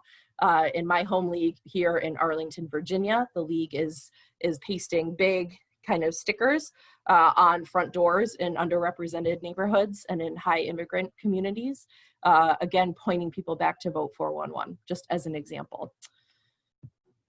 So Barb mentioned that, a lot of us engage skeptical or first-time voters or voters who say, well, what's the point? Everything's a mess, or it can't possibly matter in my state or in my county because the election, isn't going to be competitive. Let's say, for example, why should I vote? And I just wanted to, to give you some tools for talking about the stakes here. The stakes of this election, as we all know, but it really helps to put a fine point on this and a specific one, I think.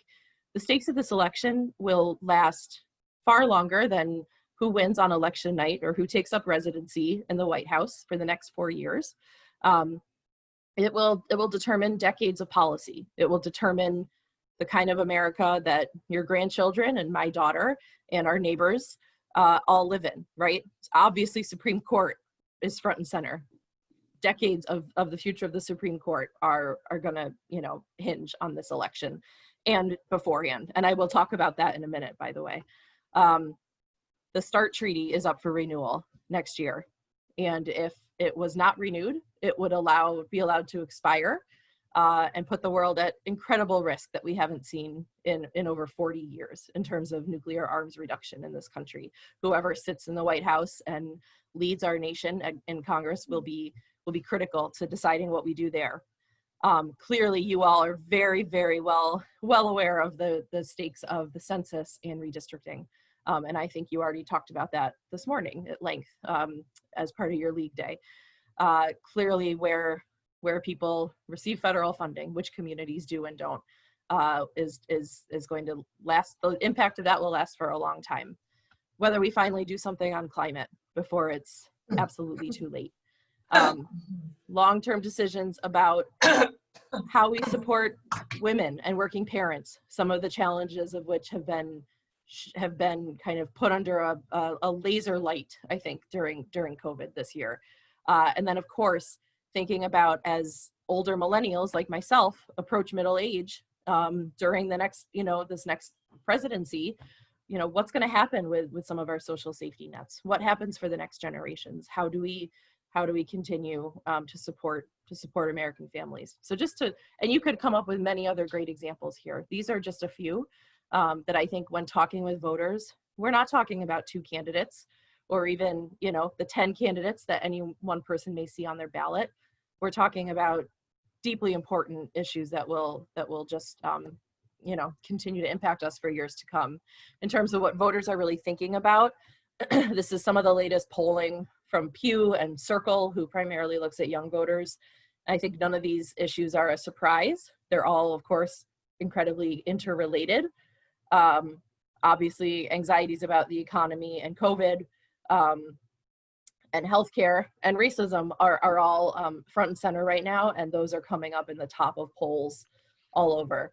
Polling that's being done in Colorado may have additional important issues, and you should look at that and use it when you're talking with voters, in a nonpartisan way to say how this issue ends up really is determined by your vote, and it's why we all need to act early and vote.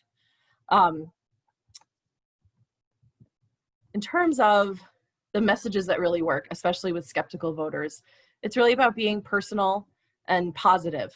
It's easy to get caught in the negative. It's easy to say, things are terrible, and if you don't vote, you have no excuse. I mean, it's very easy to fall into some negative messages, but the research repeatedly shows us that that's actually not effective when talking to voters. It's really important to say, can I help you? Do you need information to update your registration or to figure out how to get that ballot dropped off in time? Have you made your plan to where you're going to drop off your ballot, when you're going to fill it out, how you're going to find out, learning about who's on your ballot as you sit down to fill out your ballot with your family, and really to repeat these simple and succinct and positive messages over and over again. So if you see organizations and candidates and people like us at the league repeating the same messages over and over, it's because it's effective. It's because the research tells us that's what we need to do. In light of COVID, I don't think any of this will surprise you, but what we're really focusing on, and of course every state looks different in terms of voting options and preparedness and so forth. Vote 411 is hands down the most up-to-date place. It's fully bilingual, as I hope people know by now. It has the best candidate information, the best up-to-date changes related to voting of anybody. And it's not just me saying that. We are hearing that feedback loud and clear from a growing number of really high-profile partners, and I'll show you a couple of those in a minute. So Vote 411 is just the most comprehensive and the best site out there, and it's ours. So let's point to that as the best place to go. direct outreach, again, so not passive, but active things like trying to call voters, like doing some postcards, getting those flyers into the food assistance packages are the things to think about right now. And of course, we're encouraging voters to act now, even in a state like yours, where we hope that things are going to run smoothly because you've done it before this way and have your act together, so to speak. We know that, the more of us who act early, the less of a crush there is on election night and in those days after the election. So encouraging everyone to act early, drop off that ballot as soon as you can, get it done so that there's more time and space and poll worker capacity freed up for all those ballots that are going to come in at the last minute. And then, of course, as always, targeting the most underrepresented groups in your community who are most at risk for COVID and least likely to have good information about voting. So again, I think some of the top messages that we are trying to repeat over and over, and we hope you are too, are, again, the more of us who vote by mail, the more of us who drop off our ballots early, the lighter the crush on election day, even in states where everything is going to be happening through mail-in ballots. We believe in the Postal Service. We believe in them. And I know you all did a great job responding to the Postal Service mailer, and we've actually used the example of the Colorado League's response to that mailer, which was less than perfect, in training and helping guide other leagues who needed to correct the information but needed some help doing it in an effective way. So cheers to you all for doing a really great job of responding to that, while still, saying that we support the Postal Service and we believe in it.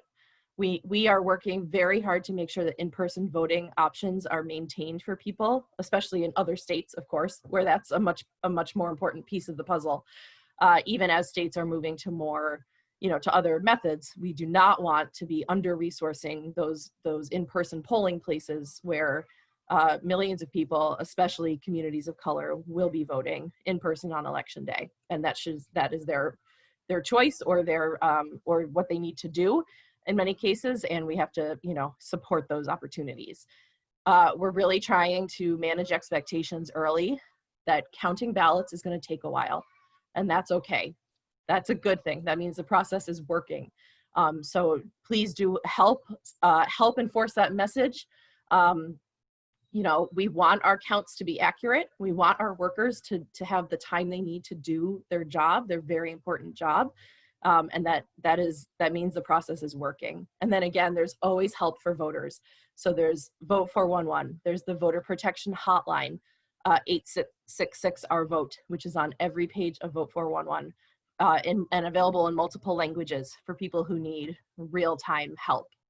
Now, I wanted to quickly talk about some of the get out the vote work that we are investing in. We're directly funding 1.75 million direct contacts, and by that I mean postcards, to voters in 15 states for the general election. We did do this in Colorado, working with your great team for Super Tuesday, as well as last year for the 2019, I believe. And we mailed to primarily women under 45 in several different geographic areas, promoting the mail-in, the ballot drop-off deadline and encouraging people to go to Vote 411. Through these programs, we use the VAN system, which is a national voter file data product that many state leagues use through partnerships as well. And so we're able to conduct a post-election analysis to see what our impact is in terms of turnout. We're kind of training. We're doing a lot of these kinds of conversations with leagues to share what we have learned. We're incorporating some of the Get Out the Vote best practices into all of our grant programs. I know several of your leagues have received a grant from us to do different programs related to registration in the past, and we always include Get Out the Vote as part of that. And we have a best practices guide that's been updated with some real great COVID specific strategies, and all of that's on the league management site. Here's the postcard that we did in Colorado around Super Tuesday. And again, that was to about 100,000 voters. And then I just wanted to share In the 2019 elections, we did a pilot in New Jersey. This was a much smaller group. It was only 35,000 voters. We did phone banks that the league members helped staff, as well as a postcard drop. And just to quickly show you, the statewide turnout in that election was only 7.7%, which sounds terrible, but was actually a huge increase over the past year. It's a state legislative primary. So it was a very, very small turnout election. However, the turnout for our control group, so underrepresented voters who did not hear from the league, their turnout was only 6.3%.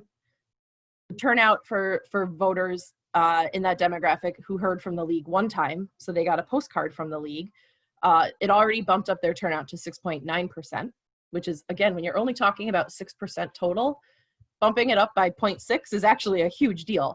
And then if they heard from us twice, so they got a postcard and a live phone call from a league member encouraging them to vote, the turnout went all the way up to 7.3%.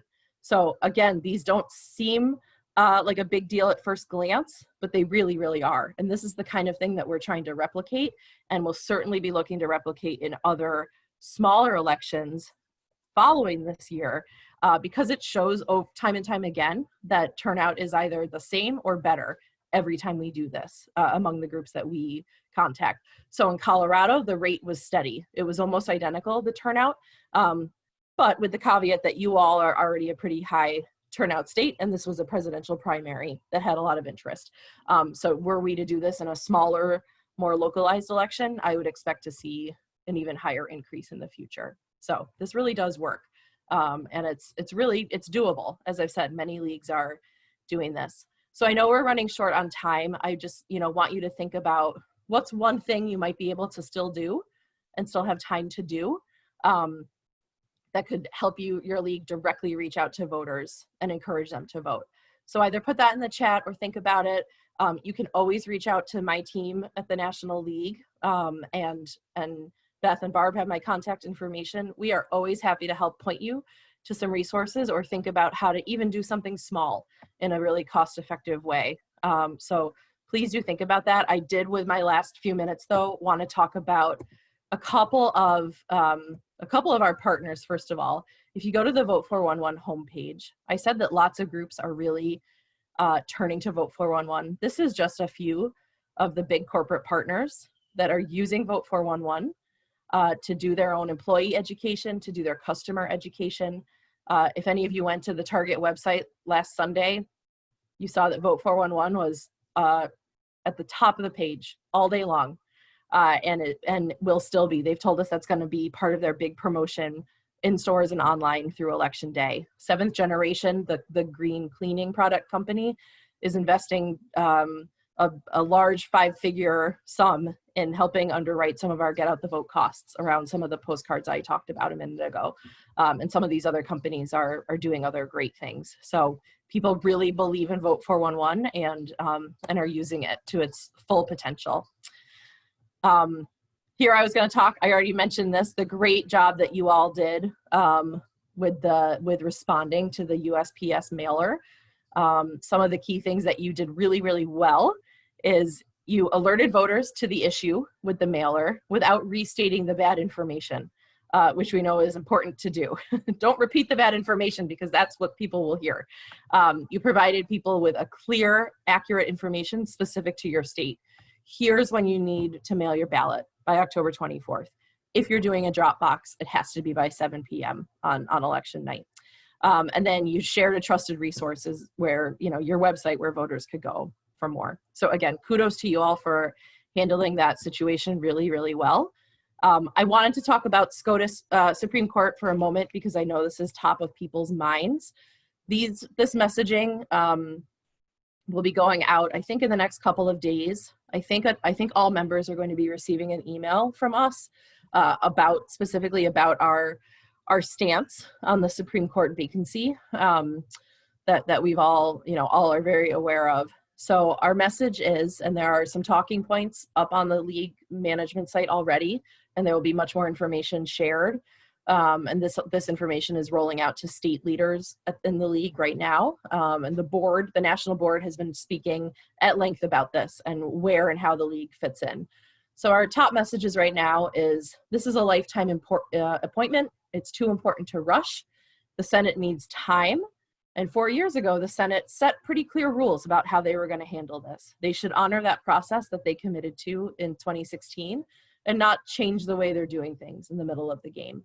And we, the people, deserve a process, a confirmation process that builds trust as opposed to the opposite. And really, the Senate has a lot more important work to be doing, like prioritizing funding for election security and providing relief for Americans during COVID. So that's the gist. There's a lot more information on the League management site. And as I said, there will be many other opportunities for members to ask questions or engage in that process.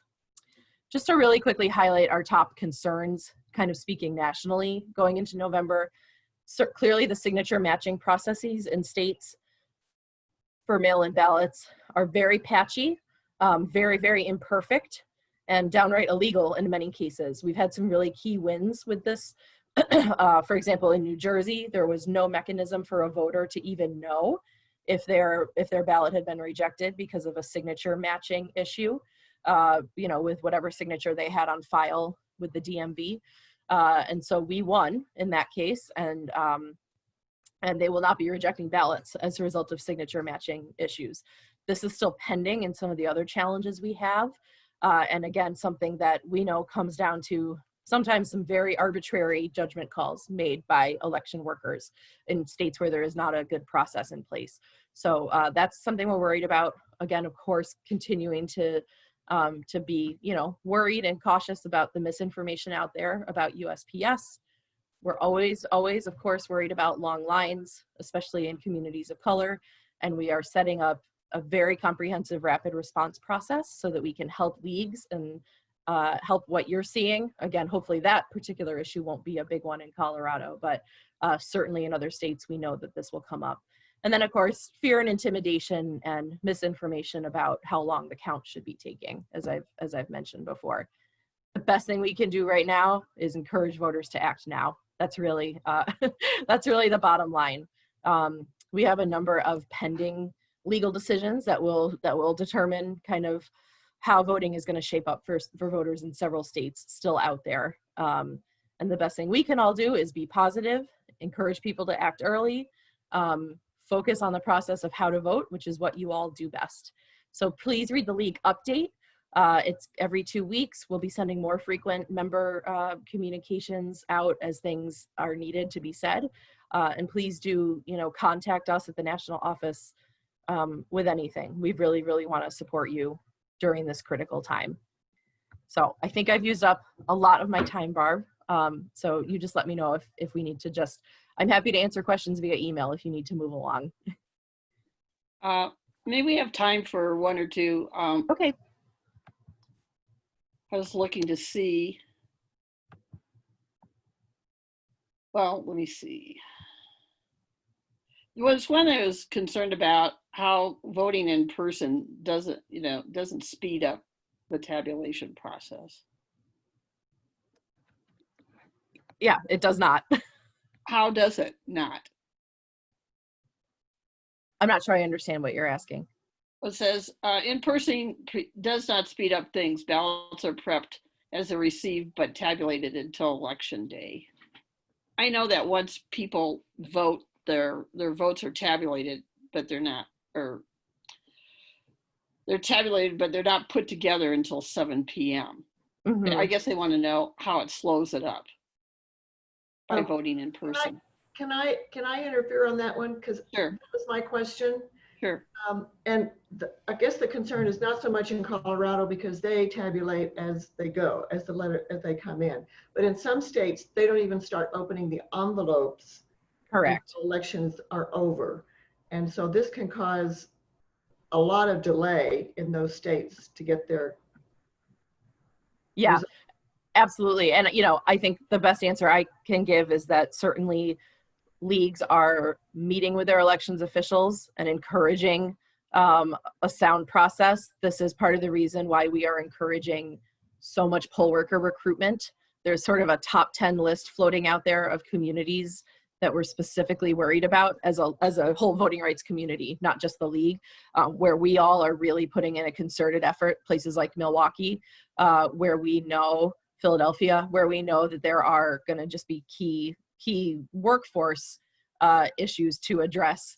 You know, the process may be the process and unchangeable at this point, but there are still things that we can do, like helping make sure they're at least adequately staffed. But the count is going to take a long time in some places. I think we all have to expect that. And again, it's our job as advocates to say, the process is what it is. We need to give it time to work.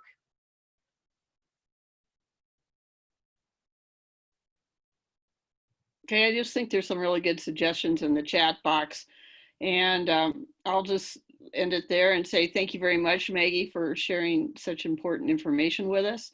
And actually, I'm going to take some time, or we are, to process all the ideas and things that you shared with us, plus share our own ideas together. But anyway, I put your email, and she always gets back to you promptly. So if you have any particular special questions of Maggie, please don't hesitate to contact her or any of us at the State League. Absolutely. Thanks so much for your time, everybody. It was great to see some familiar faces. Okay. Bye-bye. Okay, our next activity, we've all been sitting, watching, absorbing all this information, but we wanted to give you some time to get together and chat with each other. So we're going to attempt an experiment with the breakout rooms and have everyone take a minute to introduce yourself, which league you are from, and maybe perhaps something that's you've been successful with or something that's been a challenge to you. Take about a minute each as you share your thoughts and ideas. And then the second go round, what I'd like to have you do is take some of this information that we've been talking about today, or either share with each other personal ideas that are working for you, or maybe get some questions answered about activities that you're sponsoring, like getting a candidate forum up and running, or how you're going to do the ballot issue presentations and things moving forward. At the end of 25 minutes, I will have one person from each breakout group, and I'm asking that person, whoever has their birthday closest to November 3rd, election day, be the group facilitator and note taker, but be prepared to share some ideas or thoughts that you discussed for the time you had together with the rest of the group. Will only take 1 minute per person to share those ideas out. But wanted to give everybody a chance to visit and talk with one another and just see what's going on across the state with each of the leagues, and all of you that are undertaking this great work we have and challenges this fall. So without too much other introductions, I'm going to ask Cameron or Beth to, you have already been assigned by random to a breakout group, and once we do that, go ahead and please get started. Okay, Cameron, you're on.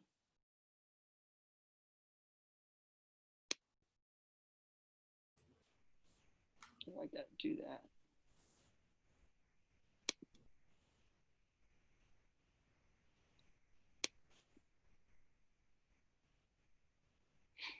Around to visit with each other. I thought it was a great opportunity to get a chance to meet and talk with other people from other leagues and find out what they're doing and what's happening there, as well as what some of their challenges are.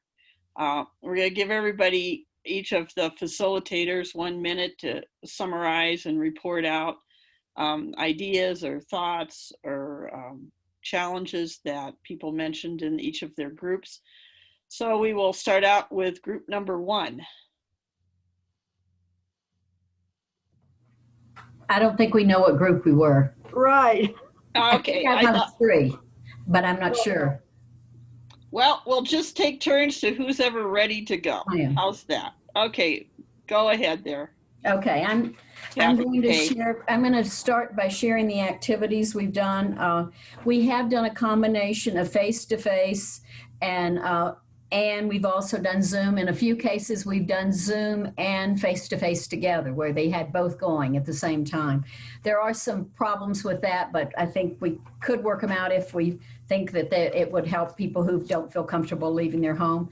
We did have a picnic where that occurred, and people had the opportunity then to be at the picnic or not at the picnic. Another thing that one of the groups did was had a book club, and the book club was on famous women in history, and would be happy to share more details about, but you can go to the League's website to see the final product of that, so you get an idea. We just did that, and that was all on Zoom, and you can record it on Zoom. And Cameron, thank you for putting it on the League's website. We thought it might be something available to share with other outside groups. As far as other voter service things, some people have been working because their libraries are open and have been using their library. So we were talking about things you could do, such as anything that could be in a list format, such as what you need to do to vote, what you need to do, steps for this and that, or if you have problems with this and that. We thought those might be good ideas for to put on bookmarks. A couple people mentioned that they've had as a result of Zoom, it has given them an opportunity to go into some organizations they wouldn't have had the time to go to. Some of the organizations, especially community colleges and other organizations that you may have 2 or 3 meeting on the same day, but you might this way be able to meet with both of them and do your presentation on voting and whatever. A lot of people have done the postcards with the national popular vote. I think the things where there were things already set up in place, it was very easy for people to pick up those kinds of things. And so that was very helpful having the state and others do that. Your voice, your vote. A lot of people have put those into food bags and so forth. Things we need help with. We need more ways to engage our community, other people outside with us, and so we're trying to encourage people to invite people to participate who may not be League voters. One that we felt the League could really help us with is helping us learn to use Zoom a little better, how to do all the features of Zoom, bringing people in who aren't used to it in breakout groups. We also felt that sometimes with Zoom, you're trying to learn so many things, you don't always get everything written down, so sometimes summaries were good at that. And one of the best things we thought were some of the best practices, having some of those listed somewhere. Then people could refer to other people's best practice, and maybe that's just a page on the, and maybe it's there, and we don't know, on the League website about these are some things, and then you know the contact person, how to get in touch with them. We were trying to exchange names here, but it might be easier just to have my name down and a book club and this thing, you know, that kind of thing. And then the last one was publicity and marketing, how to put out information about voters and candidates. Since we're trying to do this on Zoom, sometimes it's a little harder because we're doing it at the last minute and we don't do things far enough ahead, and therefore it's hard to get people to join a day or two before because they're already busy on some things. So we just need to have some help on figuring out how to back stuff up a little further. I think that's it. Okay, thanks so much, Kay, appreciate it. Who's next? I'll do group 10. Okay. This is Patty. Hi, Ann. I beat you. Hi, Patty. Hi. Well, my birthday is in October 27. I'll be 80 years old. So I got the honor of leading this group. And I did a lot of talking, as you can imagine. Okay, we had 4 people. And we had Adams County, Pikes Peak, in Denver, and I don't remember the other league, but anyhow, one participant was a 3-year leaguer, and I was curious to hear about what she thought about our league day, and she said she's learned a lot. Thank you to everybody who's participated in that. One thing that Adams County is doing is getting together with the clerk and recorder's office and having, I don't know whether it's a Zoom meeting or what, but they're talking about the voting situation in Adams County. And Lenore from Colorado Springs, Pikes Peak, is going in her neighborhood and passing out Vote 411 cards. and talking to individuals about voting. So the postcards are being used, and then in Denver, we've been holding some voter registration activities outside, and we're getting ready to do an information session in October about the ballot issues. Steve Coddington has said he would come, and we're expecting about 60 people with a microphone and people in chairs 6 feet apart on the parking lot. So, so anyhow, we got into some side conversations. It wasn't all about what we're doing for getting out the vote, but it was fun. It was fun to do it that way. Oh, good. Well, happy birthday and thank you very much. You're welcome. Okay, who's next? I'll take a turn behind Okay, Patty. Ann. Okay, my birthday's November 4th, so I was clearly the chair, although I'm not 80, or not turning 80, Patty. Okay, we did what we do now, and then what we wish we could do, what we can't do. And for the things we did now, a lot of voter registration, a lot of Vote 411, a lot of activity in the high schools and the colleges, and then some areas that were new to me, going to the homeless, to food banks, farmers markets, and to realtors to get the information out. Several people were doing candidating, which I've always found fun. Drinks and dialogue, that's big in my Arapahoe County. And that they were getting to copies of Your Voice, Your Vote to new residents as they moved in. And then there were a lot of comments about the LAC, all the work they're doing, and an environmental team. And we had a good, interesting chat about doing the league that's doing it at drive-ins, how they're doing, and we're thinking about how clever was that.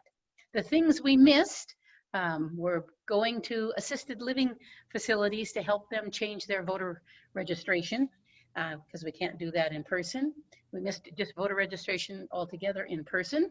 And then we got on to how much we missed each other, how much we missed in-person meetings and for the energy of members. And then one person shared that she missed going to the high school classes to help with voter information and about league. I think that's true. And then we had just a nice visit amongst ourselves, what's cooking this summer, who's tried to travel, and who's wished they could, places they wish they could have gone, and so on. So it was very nice, certainly for me to visit. Okay. Thank you so much. I'm glad You're you enjoyed yourself. I'll go next. All right. All righty. Lois. Okay. All right. Thank you. This was very new to me. We had a great group. Sylvia from Boulder has been doing National Popular Vote postcards. Kathy from Larimer has been doing the postcards.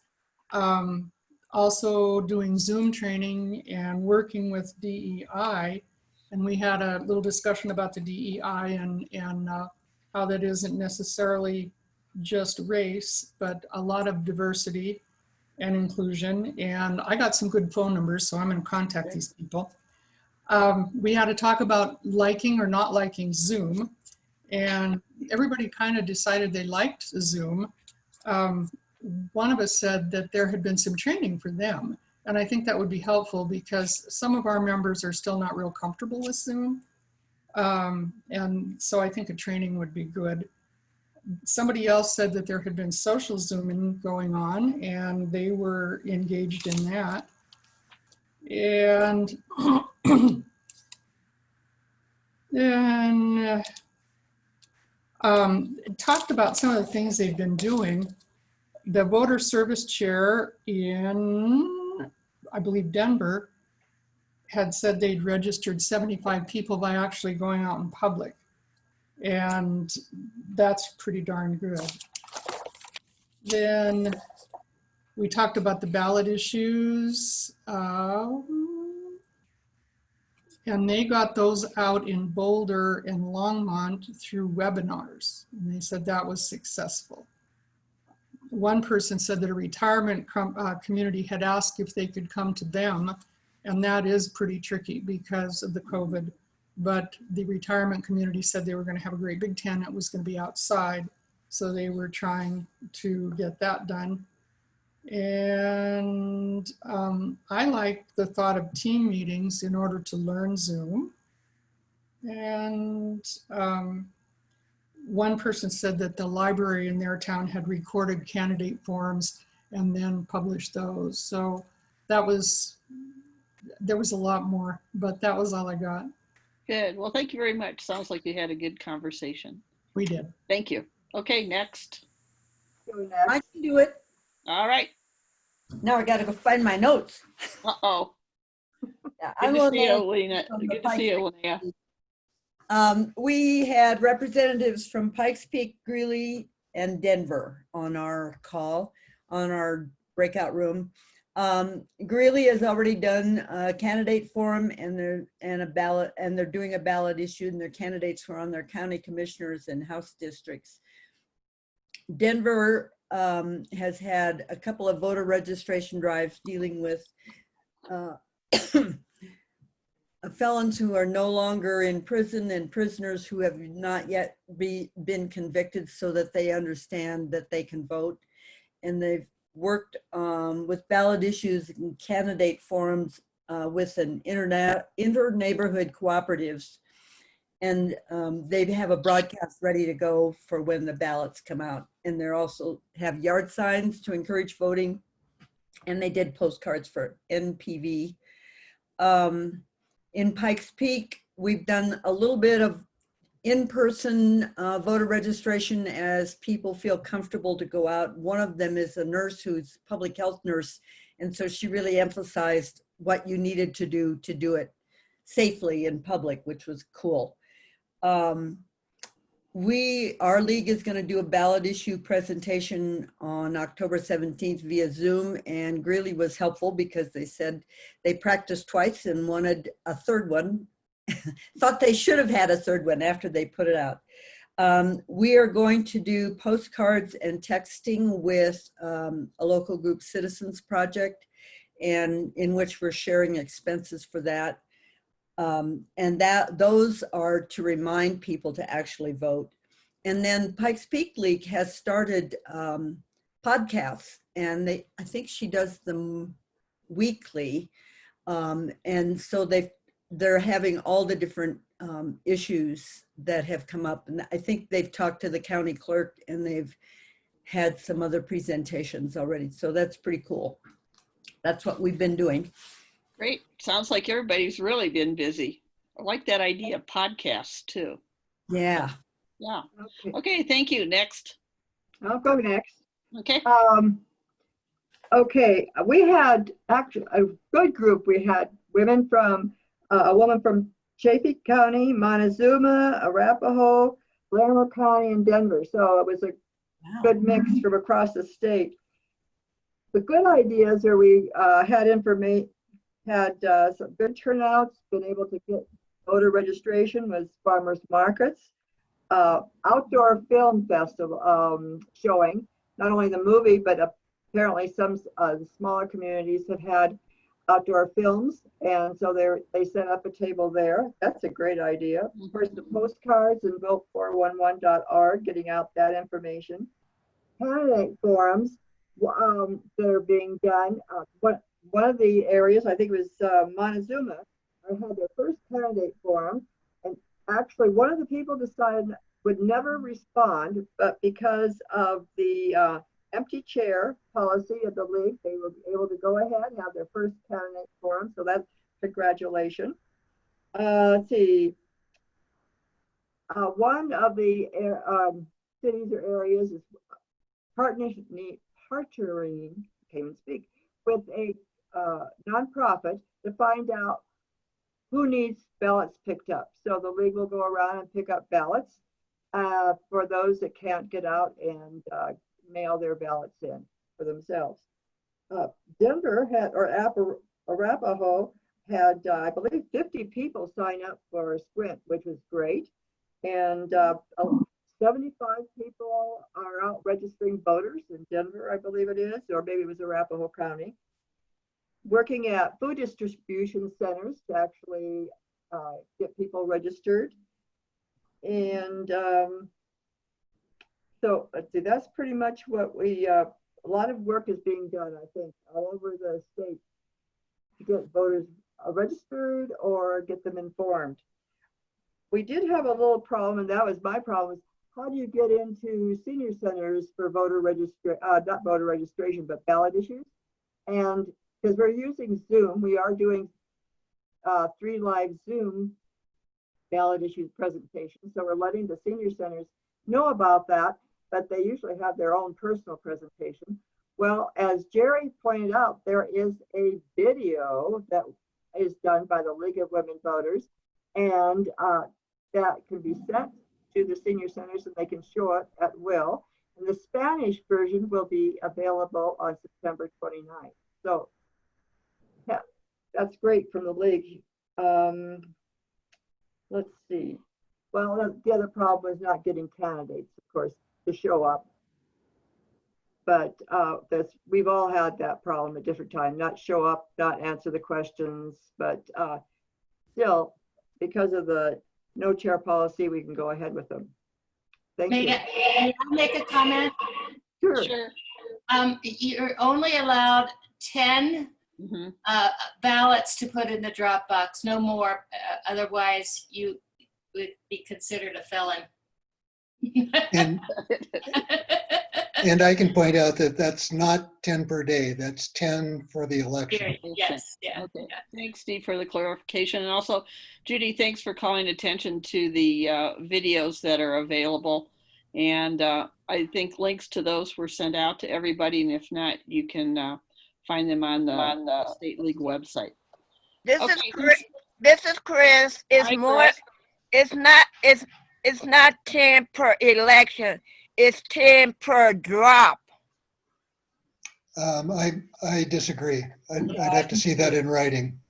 I work on the election and it's 10 per drop. And you have to sign a paper for that every time you do that 10. There's a sheet for you to sign. Maybe it needs to be checked. Yeah, let's clarify that and we'll get some information to you. All right, who's next? We need to keep moving. I'll go. Okay, Barb. Okay, hey, hi, Jessica. Hi. So we had great representation in our group too. A lot of things have already been mentioned. Yard signs have been incredibly popular ones, encouraging people to vote and also celebrating the 100th anniversary. Jefferson County does this circle of 5 where each member emails 5 people who are not league members a weekly email with information about voting. Probably coming up will be ballot issues and so on.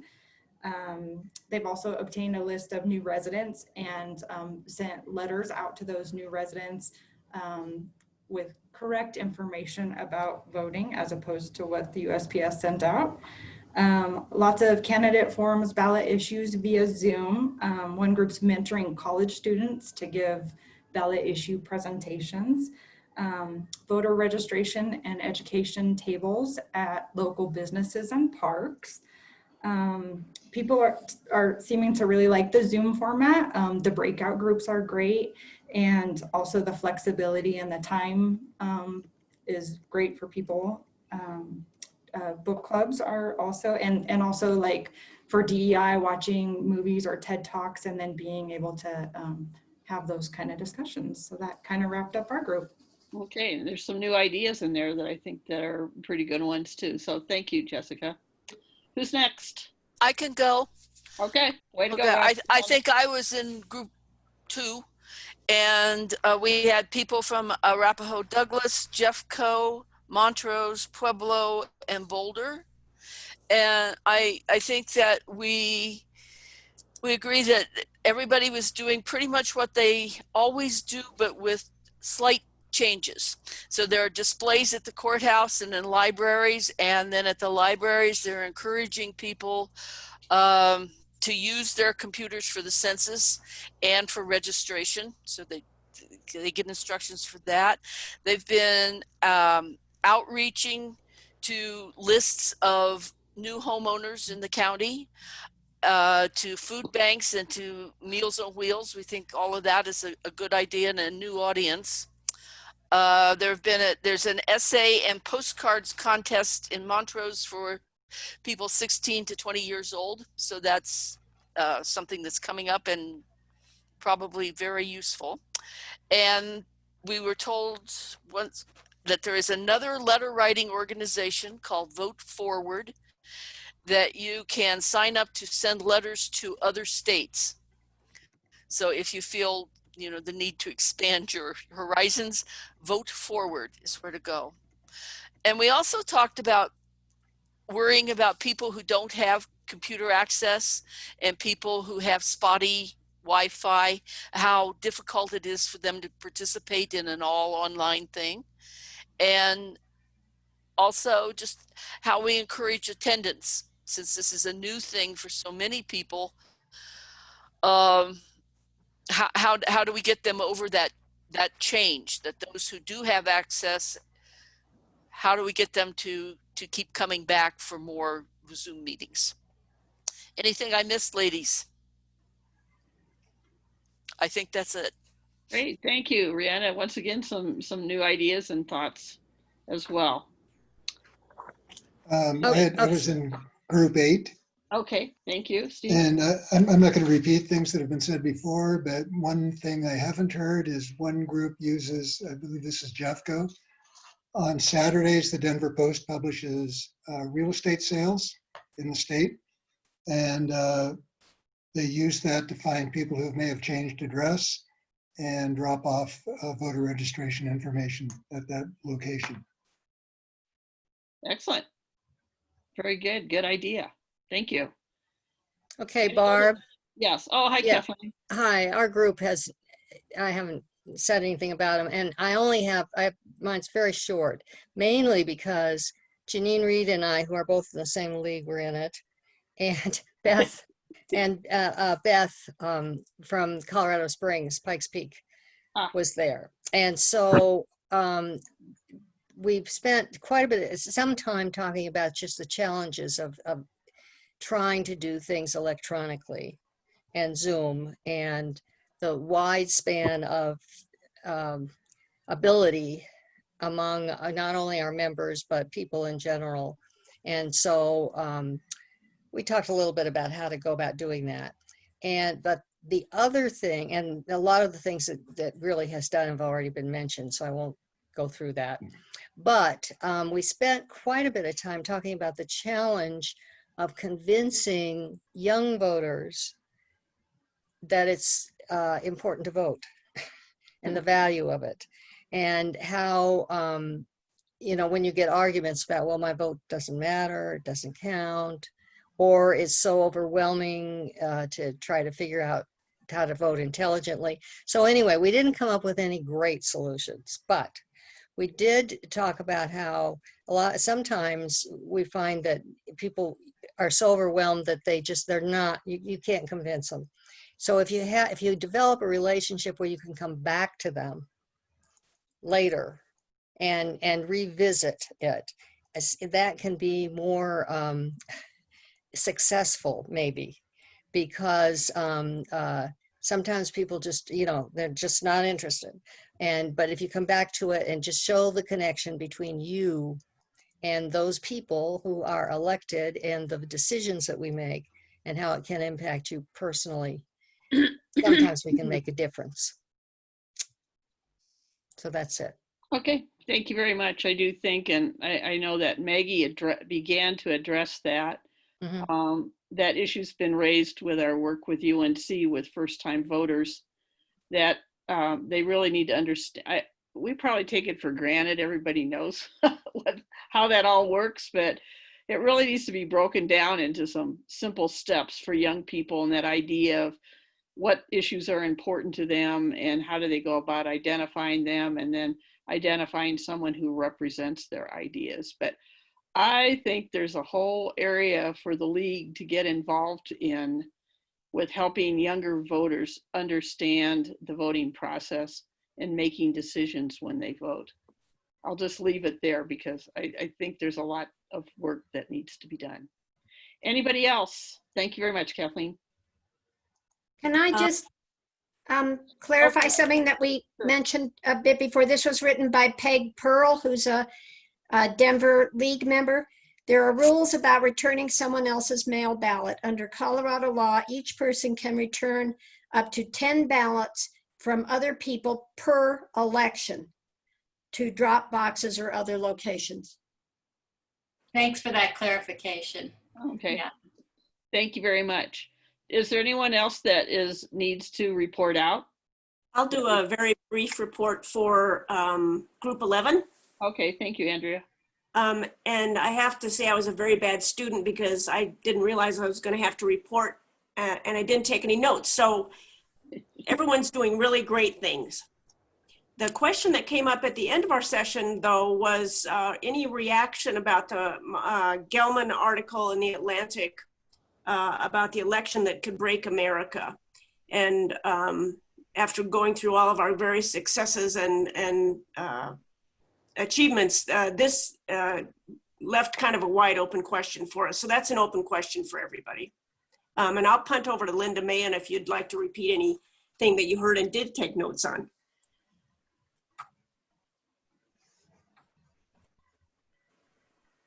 I didn't take any notes, but I think Cynthia put the Atlantic article in the chat box. Oh, thank you. So I would just recommend that people take a look at that.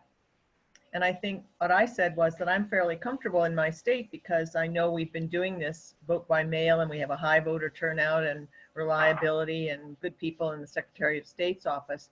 And what my question is what is National League doing in states that may not have the good system that we have to mobilize the league members there to be watching what's going on and how they might get that information back to people who could take some action. And maybe you from the state board know of other things besides the voter protection hotline. So a question maybe for Maggie or some other staff at the national level. Thank you, Linda. I know they've been doing a lot of work with voter organization. I've been on several of their webinars on helping get out the vote and how to organize people and get out various kinds of information. But that's just kind of this overview of what they're doing, not the specifics. I have a question. Yes. Which we have found out because of the long lines at the Department of Motor Vehicles. It's been very difficult for high school kids to get their driver's license in time for the election, though even those who are 18. What other kinds of IDs would a high schooler have that they can use to do for their voter registration? Can I say this? I just registered for my driver's license online. You can go online. I had to renew mine. It had actually expired. And I went online, I renewed it. I paid with my debit card or credit card, and it was done. And they gave me— but not for a first-time person.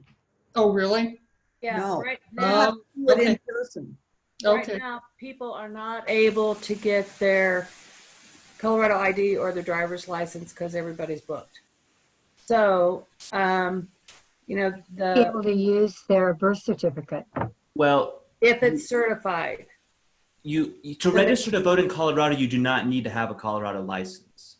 You can But do high school students, think high school.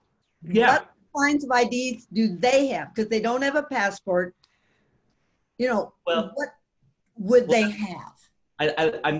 So to register to vote, for example, for myself, I registered to vote in Colorado without providing any ID. You do not need to provide that to register to vote in Colorado. If you use their paper form, all you need to do is prove residency.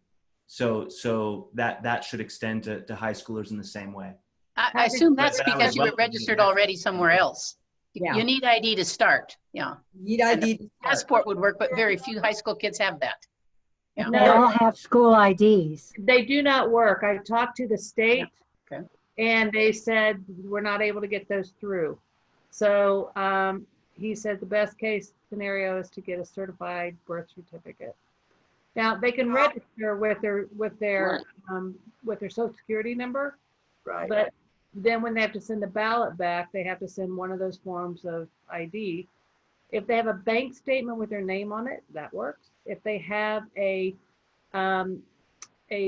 paycheck, a physical paycheck with their address and name on it, that also works. Isn't there a Colorado ID?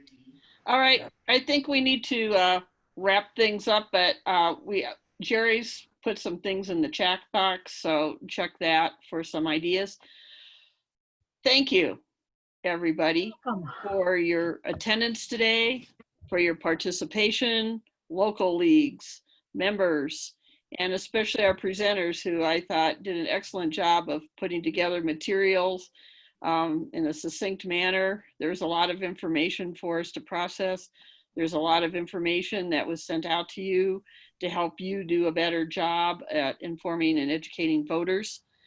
This election season, I appreciate all your time and efforts in making the Democracy Day work, especially during these challenging times. And I just want to leave you with a couple thoughts. One is to remember that the League of Women Voters mission is to empower voters and defend democracy. And that means all the things that we're already doing: registering voters, educating voters, voting early, creating a plan to vote, getting out the vote, and most importantly, helping make democracy work in 2020. So thank you again. I don't know, Beth, if you have any final words, but I certainly appreciate everybody's time today. Thank you. I do have a few final words. Thank you all for attending. Thank you to Barb Whinery and Cameron Manning, Gerry Cummins, Steve Coddington, Toni Larson, Andrea Wilkins, Karen Sheek, Maggie Bush, and Tyler Jaeckel. And thanks to each of you for your work. We've got ballot issues coming out. There's been an awful lot of voter service work going on.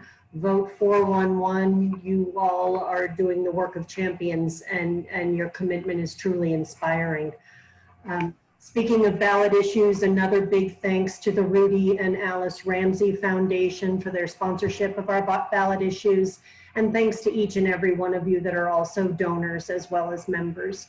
We truly appreciate it. We will have an event evaluation to you out in a few days. All presentations from today are up on our website under the members tab on the Making Democracy Workday page. There's an awful lot of upcoming events, candidate forums that you all are doing, that many of them are up on our website, so please look there. And we look forward to seeing you at these next upcoming events that are listed. But thank you all. Thanks so much. Have a wonderful rest of your weekend, and take good care.